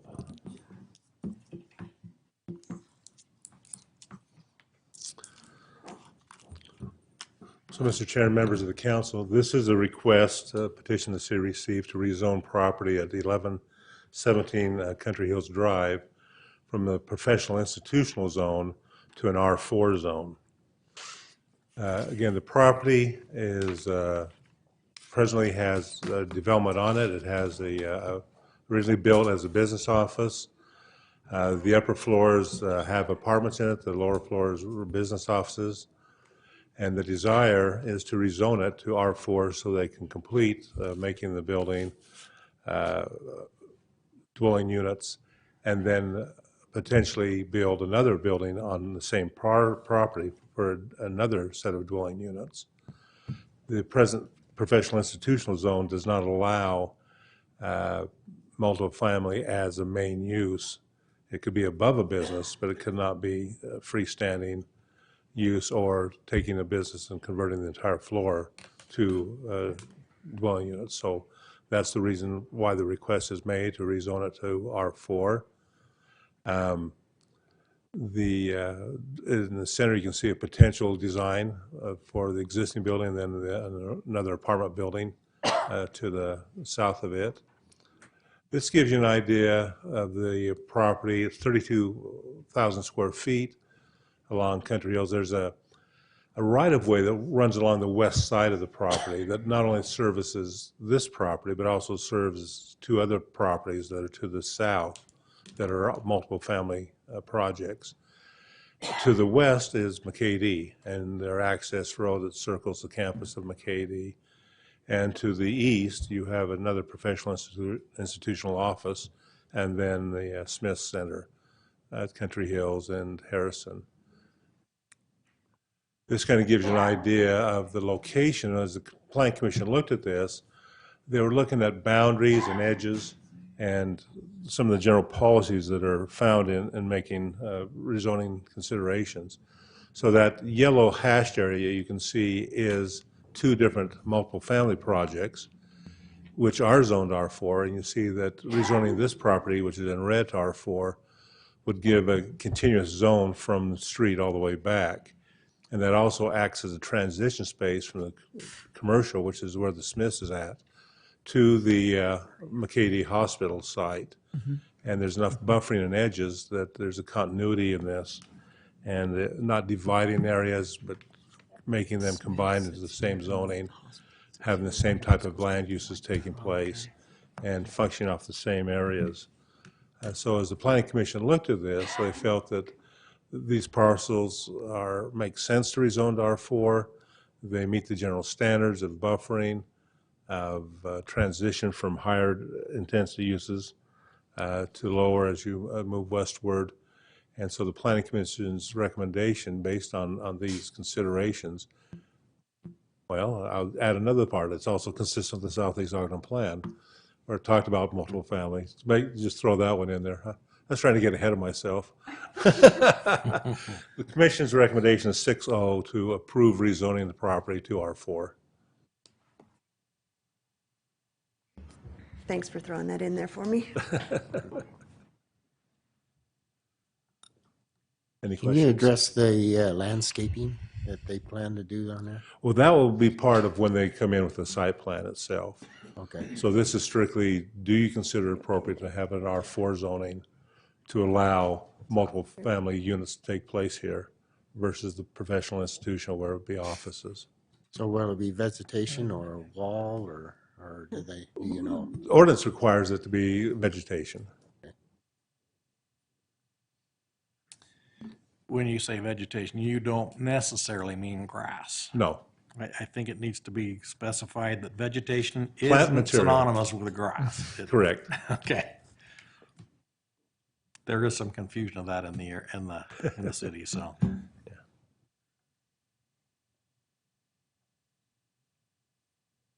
Any other questions you have? Ready for a motion, Chair? Well, we have to receive input. I think Oh, okay, we can do that. Sorry. the petitioner has been waiting all I this time. apologize. They definitely should have been first on the agenda. Yes, we'd love to hear from the petitioner.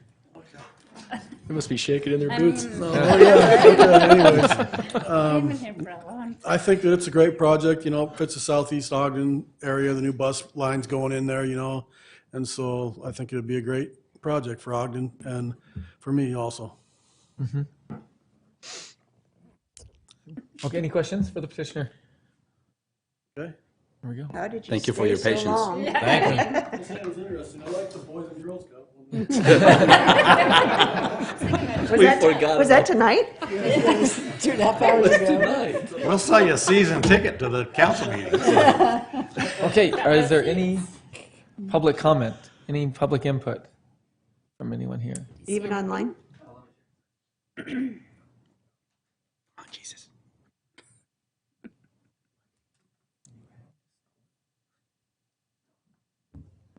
No? Okay, We can't see it. yeah, Yeah. we'll take your word for it. Of course not.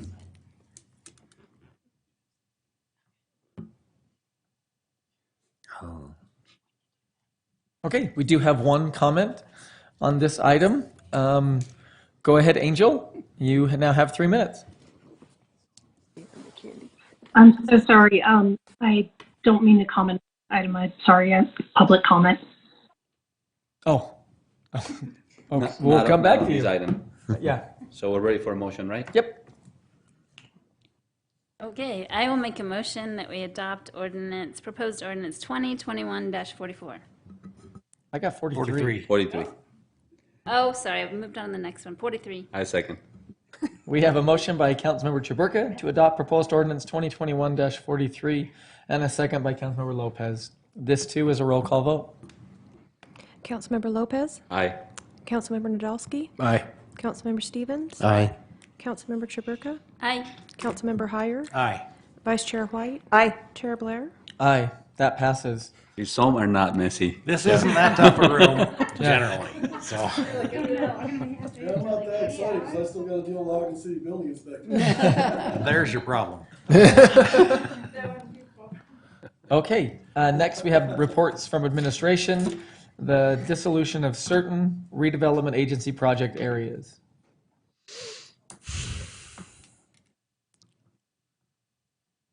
Wow, is all I could say. Well, thank you for your time. I promise this will be very short. We have just a single slide to look at. Section 17C of the Utah Code requires that the agency board and the community legislative body take action via an ordinance and a resolution when it comes to the dissolution and termination of RDA districts. And so this is a little bit of a cleanup over the last few years. We have 12 districts that require some action by you as the city council and then also as the agency board in the next meeting. So these are the 12 districts that we are proposing to be terminated. They all have expired except the last one, the Ogden-Hinckley Airport RDA. That one will actually continue until the end of this year, and then we'll collect next year for tax year 21. But this is the list of them. You can see that they have been terminated over the last number of years, and the oldest one being the 25th Street RDA. So it's our recommendation that you approve ordinance 2021-44. It's amazing how much they've received over the years on that last column. I'm glad you brought that up. I didn't want to talk about it unless you did, but it is amazing, and there are a lot of success stories there. Defense Depot Ogden, which is a BDO district, being the biggest of them all. Some didn't perform as well as we would have liked, I'm sure. But I think it goes to prove the thing that we've been saying for some time now, that is, properties inside of a redevelopment area generally grow 3 to 4 times faster, or 3 to 4 times more than properties outside of an RDA. That's why we have the revenue, and that's our investment into the community as a such. That's right. So in this vote today, the airport is not included here. It wouldn't be? It is included, but the ordinance is written in such a way that it allows us to collect revenue until 2022. Oh, okay. Yeah. Gotcha. Thank you. Great, thank you. Thank you. Okay, there's no public input on this one, so. Chair, I'll make a motion to adopt proposed ordinance 2021-44. Second. Oh, now. Okay, we have a motion by Councilmember Lopez and a second by Councilmember Heyer to adopt proposed ordinance 2021-44. This is a roll call vote. Councilmember Nadolski? Aye. Councilmember Stevens? Aye.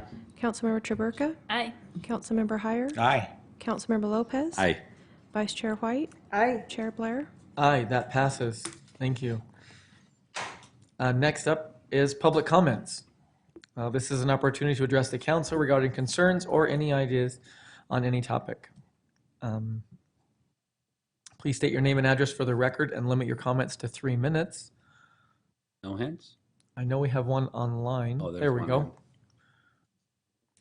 Okay, we have Angel Castilla with her hand raised. Thank you. You now have 3 minutes.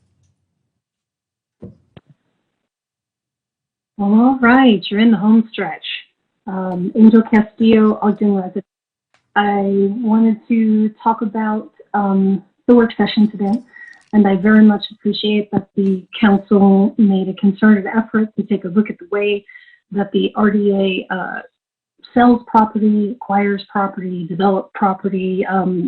But the thing that really disturbed me most is that in that entire conversation, while we were talking about how we're going to have a sense of fairness about who is able to buy a property, when projects are going to be released, and how they're released, not once in the entire conversation did anybody say the word equity and inclusion. Not once did anybody say, how are we going to make sure that we are addressing minority and women-owned business, veterans businesses, when we're looking for developers or people who are doing construction projects, or I won't even get into the fact of public acquisition bids, but it shocks me that didn't happen. It shocks me that you have the diversity commission, that you've hired a diversity coordinator, and that word was not heard in that room once. And I was disappointed when I heard Brandon and Tom going through their sources of where they reach out to people: LinkedIn, newspapers, Economic Development Associations, GoEd, EDC Utah, direct email. Not once was a minority agency mentioned. The Black Chamber of Commerce, the Hispanic Chamber of Commerce, LUPEC. It's just, it's really disheartening, especially since I am serving on the Multicultural Affairs Committee for the state of Utah, and that Governor Cox is leading with equity and inclusion and has hired people to make sure that voices of the community are heard, and that all of their policies are being revamped from the top and the bottom, asking how can we be more inclusive. And I just urge you, while you continue to move forward, and yes, any step is a good step in the right direction, but you have an opportunity here to recreate policy in a more equitable fashion for veterans, women and minority-owned businesses. And it was mentioned in the work session, there have to be other cities who are doing this. There are plenty of them. And you can copy what they're doing and integrate it into your procedures. I ask you to please consider that as you move forward. Thank you. Thank you, Angel. Looks like one other hand is raised. Go ahead, Heath Sato. You now have 3 minutes. Hi, guys. Heath Sato, Ogden resident. First, real quick, I wanted to express hope that you will all consider discussing going back to virtual meetings instead of meeting in chambers. I'm seeing a lot of spread of the Delta variant of COVID, even among the vaccinated, and I understand the ICUs for Intermountain Healthcare they were already at 102% capacity a week ago. We should all be doing our part to reduce the chances of spreading this virus when it's easy to make simple changes in our routines. I genuinely don't want to see any of you sick or even asymptomatic spreaders, especially as kids are going back to school and our legislature has tied the hands of our schools in taking proper precautions. While you were in session tonight, I just saw that the governor of Texas, Greg Abbott, who was fully vaccinated, just tested positive for COVID. He has access to the best, most expensive treatments in the world, but not everyone in our community does. I really prefer seeing people in person, like I'm sure all of you do, but we need to think about our actions on this and be careful moving forward. That said, I was excited to see a review of our developer selection process in the work session. I am very concerned that this is starting to look like a half measure that doesn't actually address the issues I've been hammering on for months now in the council meetings. I do have real hope, though, that there are some of you that will work to remedy this as we move forward. Basically, when something's presented to the RDA, I want transparency. If, like with the Brown Ice Cream Building, a single broker is working in the interest of a single developer, then I want the RDA to be told that, and I want it explained why. And there needs to be a very good reason for that. Otherwise, I want evidence that there's been a real effort to get a diversity of ideas and people being brought the opportunity to bring their ideas to the city. There's just too much opportunity right now to keep things as a good old boys network. And maybe that was fine when it's hard to bring developers here, but that's just no longer the case. As we progress with reviewing the RDA process, I do hope that you will all be looking for every opportunity to make this process more equitable and require that brokers working with the city are, one, telling the truth to us, and two, are working in the best interest of the city and not in the interest of a specific favorite developer they are doing business with. Thank you, and I really hope every one of you stays safe. Good night. Thank you, Heath. Okay. Comments from the mayor. Sure, I'll jump in really quick. Me and Councilman Heyer had the opportunity to attend the Ogden School District's opening reception for the teachers today. It was really inspiring. They're doing amazing work. I'll say for me personally, this is, I've had a daughter in the Ogden School District for 14 years now, and this is the first year that I haven't. I'm inspired to see what they're doing and the commitment from those teachers and the work that they're doing for not only the education of our kids, but for their mental health and well-being and everything else. Obviously had the opportunity to attend Twilight and the rodeo and the special events. And I have a family member that chose not to get vaccinated that doesn't live in our home that is extremely ill right now. So the comments about what's happening are very topical to me, and I really appreciate and respect where everybody is with this, but I really would echo the governor's statements and everyone else that people need to get vaccinated. If we're going to return to normalcy, get a vaccination. I think it's been proven in every which way it could be that it's safe, and that is the way we're going to move forward with this. And so I share some of the comments about the fear. I have two brothers that are ER physicians that are burned out, and they deal with this day in, day out. I talk with them all the time. I understand, and I'm personally connected to a lot of this. I really do hope people will be responsible, get vaccinated, and take responsibility for all the people around them. We have been and are taking all of the cues from our health department, our local health department, and the state health department. We get, as I get, and I'm sure you all get, a lot of well-meaning but uneducated advice in terms of what we should and shouldn't be doing. That's why we've, through the whole time of COVID and this last 2 years, we've really taken their recommendations and we followed that to the T. We intend to continue to do that.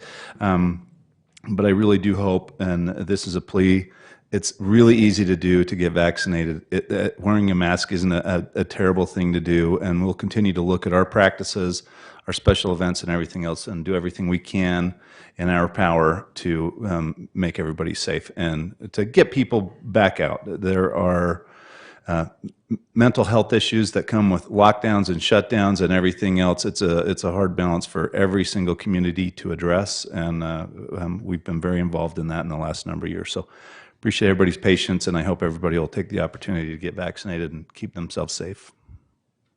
Thank you. Any comments from council members?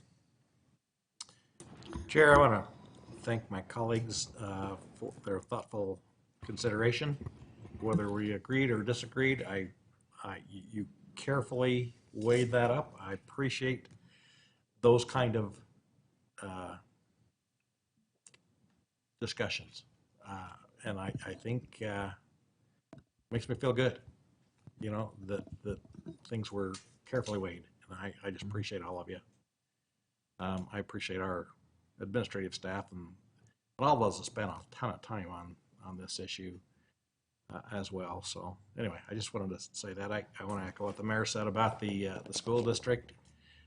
We have a remarkable, phenomenal school district. They don't get the credit that they deserve. I was happy to have been a graduate from Ogden City Schools, as well as my wife and all of my children. So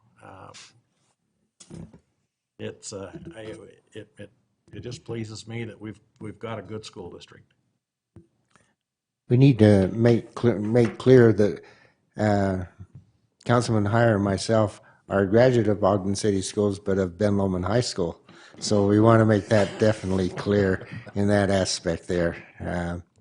But on August the 7th, we had a great opportunity to have a wonderful event down on 2nd Street. It was there was a large group of people who visited there, and I think everyone enjoyed themselves. And for the record, Weber State this year will have a 10-2 record. Chair? Yep.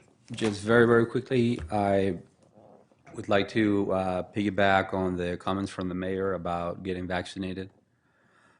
I wish I could have proposed this before, but I didn't because it didn't occur to me and things were maybe more hectic. But if there's ever, anytime soon, the opportunity to get a booster, I know that there's a booster going to be available. I don't know when we will qualify for it or what age groups, how soon or whatnot. I haven't kept up with those details. But I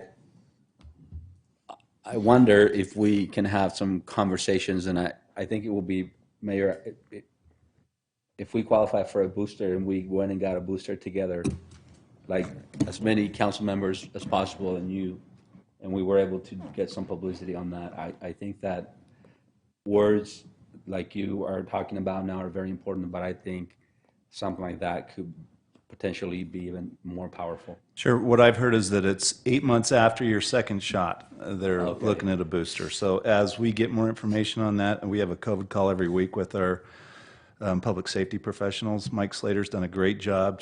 Assistant Chief Mike Slater's done a phenomenal job keeping his fingers on the pulse of this, and would be more than happy to have that conversation. And as more information becomes available, we'll push it. We'll push it to you. Thank you. That's all I have. Just to piggyback, I think also there's certain people with chronic conditions that also qualify now earlier too, Yes. but you can look it up. Yes, yes. We ought to remind people to get their vaccination too. Yes. I thought that's what we just did. Yeah, that's what he just. Well, I thought we was talking about boosters. Oh, The it's booster. booster vaccination. Okay. Yeah. It is late. It is. You know. We're not done yet. Nope. Bella. But we can get done a little quicker if we remove one item. And I'll take a motion on that. Yeah, Chair, I would make a motion then that we adjourn into a closed We're gonna executive. remove. so, Oh, we're gonna take this out? Yep. yeah. Okay, I'll make a motion to adjourn. What are we taking out? We got. we I have think we got to take we have that to off. take We it gotta off the- remove Okay, it. I'll make a motion that we Remove it from the agenda. Remove it from the agenda. remove the agenda, change the agenda. He's and so remove excited item he can 10. talk. Second. What are we doing? Thank you. We're removing the closed executive session off the agenda. Okay. You get that? You gonna oppose? We have a motion I couldn't figure out what we were Second. by doing. Councilmember Heyer to remove the city council closed executive session from this agenda, and a second by Vice Chair White. This is a voice vote. All in favor? Aye. Hell Any yeah. opposed? Okay, that passes. Right? Motion to adjourn. Second. We have a motion to adjourn the city council meeting by Councilmember Heyer and a second by Vice Chair White. This is a voice vote. All in favor? Totally. Aye. Aye. Any opposed? So people were That leaving. passes. We still have the rest.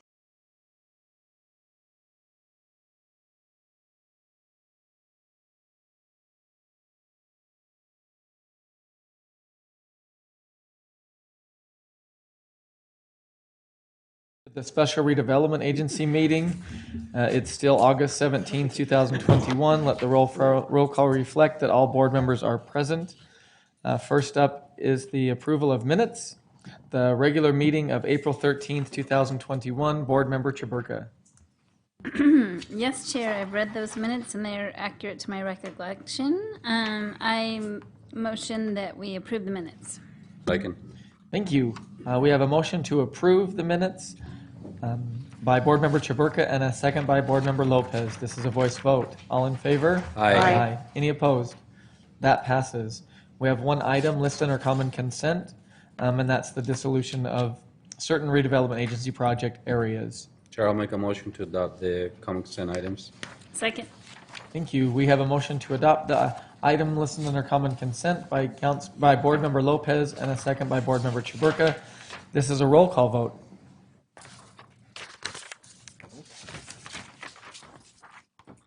It threw me off too.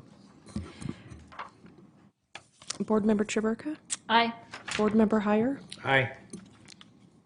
Board Member Lopez, Aye.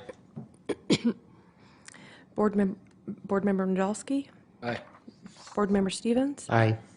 Vice Chair White, Aye. Chair Blair. Aye, that passes. Next, we have reports from administration. Participate in incentive agreement with the Lotus Partners, LLC. And we have Brandon Cooper here tonight. Man, I'm wasting time walking all the way from the back. I should have sat right there. This is something that you all have seen in the work session previously. Actually, I take that back. I'm sorry. That was not about this. I have my work sessions mixed up. So for your consideration is Resolution 2021-13, which would approve a participation and incentive agreement with the Lotus Company for the development of commercial and townhome mixed-use project at the Riverbend area. This is the two parcels in question. This is along Park Boulevard and Washington Boulevard. That's the Slackwater bike shop building there on the bottom right. And so this is phase 1 and phase 2 of their proposed development. Phase 1 is just adjacent to the bike shop in Slackwater. It is comprised of about 30 townhomes and 2 commercial buildings, the Ogden River Brewery, and then just a general commercial building that would house a couple of restaurants. And then the townhomes there would be townhomes that are similar to those that are in the area. The reason why they are similar is because the mixed-use development guidelines are pretty specific in terms of dictating what those look like. And so they've worked with planning and understood those guidelines and have proposed what you see there on my left. Those are renderings of the two commercial buildings, the top one being the brewery and the bottom being the multi-use building. This is their phase 2 property. This would just be townhomes. This would wrap around the already approved Mountain America Credit Union site, which I'm happy to report that the sign relocation has been fully resolved. That sign should be moving soon, which would make way for Mountain America to start building quickly. So this would be a great complement to that. And these townhomes would, again, coincide with the Ogden River Master Plan and Development Guidelines. And so there's a rendering of what those might look like there. So the terms of the agreement, taking consideration those parcels that I just mentioned, the 70 to 72 townhomes and the 2 commercial buildings, they would be required to complete those as indicated in the slides that I just showed you. The maximum development incentive post-performance, as is typical with these type of things, would be $1.4 million. The term is only until 2027. It's a short runway. There is a significant amount of budget. It's $15 million in the adopted budget. We've only committed about 1.7 thus far. So you can see that there's a ton of capacity there. We'll probably never reach that $15 million allocation in the next 6 or 7 years. And so we think that is a safe bet in terms of the budget for this project area. It does help get the project to happen, given the cost of the land and the development of that motel site. So that is the summary of the proposal, and we recommend that you propose or that you adopt proposed resolution 2021-13. Any questions for Brandon? Okay. Actually, one other comment. This is for Board Member Stevens. There will be at least 2 electric charging stations, maybe more. Good. And then I'm told that there are some other energy efficiency components that are being built into the project as well. So after all these years, you got an electric charging station. That's right. Actually, where's Marcia? Yeah. Dittos for you. Dittos for you. Yeah. I do have a quick question. How was this developer selected? So this isn't a developer selection in terms of what we've been talking about. This is someone who owns property, who's come to us and said, we have a project that we would like to build, and it has these economics associated with it. And without the subsidy that they're requesting, then it would be deemed infeasible in the manner in which they would want to develop it. And so this isn't a developer selection as in terms of what we've been talking about. Is this TIF? Mm-hmm. This is TIF. TIF? Yeah. It is a developer, and we are working with them through an incentive agreement, but not in the way that was discussed in the work session. Thank you. Thank you. Okay, we will receive public input on this item. Seeing no public. Brandon, Eric. Excited to. Any online? That's our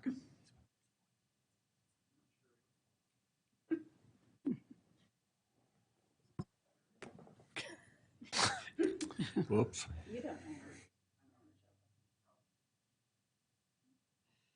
Okay, we do have one hand raised online. Go ahead, Angel. You now have 3 minutes.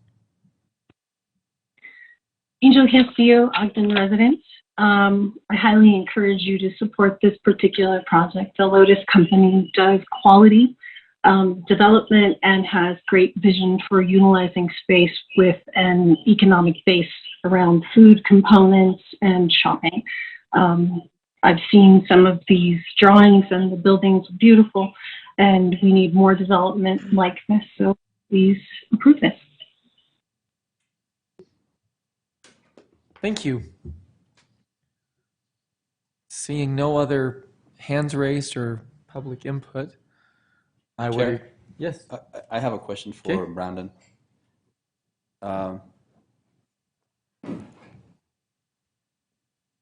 And I'm sorry that it's so late. You know, I can't control these. It's just a conscience question. You know, I pondered about when and at what point are we maybe going to move away from incentives. I know, you know, so there's an RDA, right? I mean, I get, you know, RDAs are great, and they've turned our city around, and they make us who we are, and it's so important and everything. But I wonder, there's that question about when is that gonna, I mean, are we gonna be in a place where we don't have to do these anymore? Is there gonna be a tipping point? Is there gonna be a pivotal time, or not really? Do we not foresee that happening? So I have a crystal ball. It's probably as good as yours. But I think what we can take heart in is that we're seeing developments happen that in a lot greater abundance and in a lot higher quality that don't require TIF. So you just heard two of them today. That the first developer has not required TIF or asked for TIF. There's been a number of projects over the last, say, 12 to 18 months that have been built that don't require TIF or any incentive whatsoever. Those are good things. That means that market forces are working in the ways that that are good. So I think things are changing for the better. Will we ever get out of the TIF game or the incentive game? My hunch is no, purely on the basis that other communities will outcompete us because it will always be the norm for them. So just from a competitive standpoint of business recruitment and development recruitment, when a developer has a specific role in terms of an employee, they have an employee whose sole job is to go out and to capture community incentives. And that's the decision making, or part of the decision making that they use in terms of where they would build their next project. And as long as the communities across the Wasatch Front that we compete with for economic development will continue to offer development incentives, then I think in those terms we always have to be in a position to compete. So why others can do it and others can't? You mean developers or cities? Yeah, you just use example of a few that don't, you know. There's lots of reasons: cost of land, cost of their business operations, the investor yield that they're trying to hit, the site conditions. You know, there's lots of things that I think play into why some projects are feasible financially and others may not be. And quality of product. Yes. You could dumb a lot of the projects down and make them pencil, but we would rather in our downtown core we have a quality of product that will last more than 5 or 10 years and then kind of burn itself out. And if I may offer one more kind of philosophical thought, and I don't own this thought, but I'll share it. If you look at tax increments, so TIF specifically, just TIF, other types of incentives don't apply. But when we're talking about TIF, which this proposal is, and most of the redevelopment agency proposals that you hear are TIF-based, TIF is based on property tax. Property tax is a tax of the government, right? And so when a developer comes to us and says, I would like to build this project in this way on this site, but I can't because the tax of the government is one of the things that is holding me back. And so if you would reduce that tax, then I can move forward. And so that's all TIF is the government getting out of the way of private development. Sure, and I appreciate that. I really do. And I guess my point is also somewhat philosophical, which is, will Ogden be at one point where, you know, we don't need to be giving away these many incentives because we've made that turn? And, you know, I guess I look forward to the day when that happens. But I'm not opposed to RDAs and the TIF. I understand the benefits that we gotten from it. So Thank you. Yeah, I hope I answered your question. Yeah, you okay. bet you did. Okay, Thank you. Jerry, you ready for a motion? I am. Then I would make a motion concerning proposed resolution. I'm sure it's 2021-13, not 2012. I don't think it's that old, is it? Could have been a while. So anyway, that we would adopt that resolution. Second. Thank you. We have a motion by Board Member Heyer to adopt proposed resolution 2021-13 and a second by Board Member Chaburka. This is a roll call vote. Board Member Heyer, Aye. Board Member Lopez, Aye. Board Member Nadolski, Aye. Board Member Stevens, Aye. Board Member Chaburka, Aye. Vice Chair White, Aye. Chair Blair. Aye, that passes. Thank you. Next up is comments from the Executive Director. Nothing to add. Thank you very much. Thank you. Comments from board members. Okay.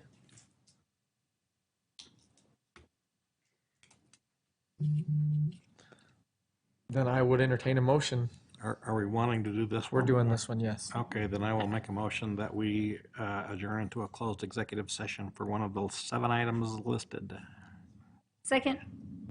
Thank you. We have a motion to consider adjourning into a closed executive session by Board Member Heyer and a second by Board Member Chaburka. This is a roll call vote. Board Member Lopez, Aye. Board Member Nadolski, Aye. Board Member Stevens, Aye. Board Member Chaburka, Oh, aye. Sorry. Board Member Heyer, Aye. Vice Chair White, Aye. Chair Blair. Aye, that passes. And we will adjourn from in the chambers, or in the workroom. There we have it. Okay.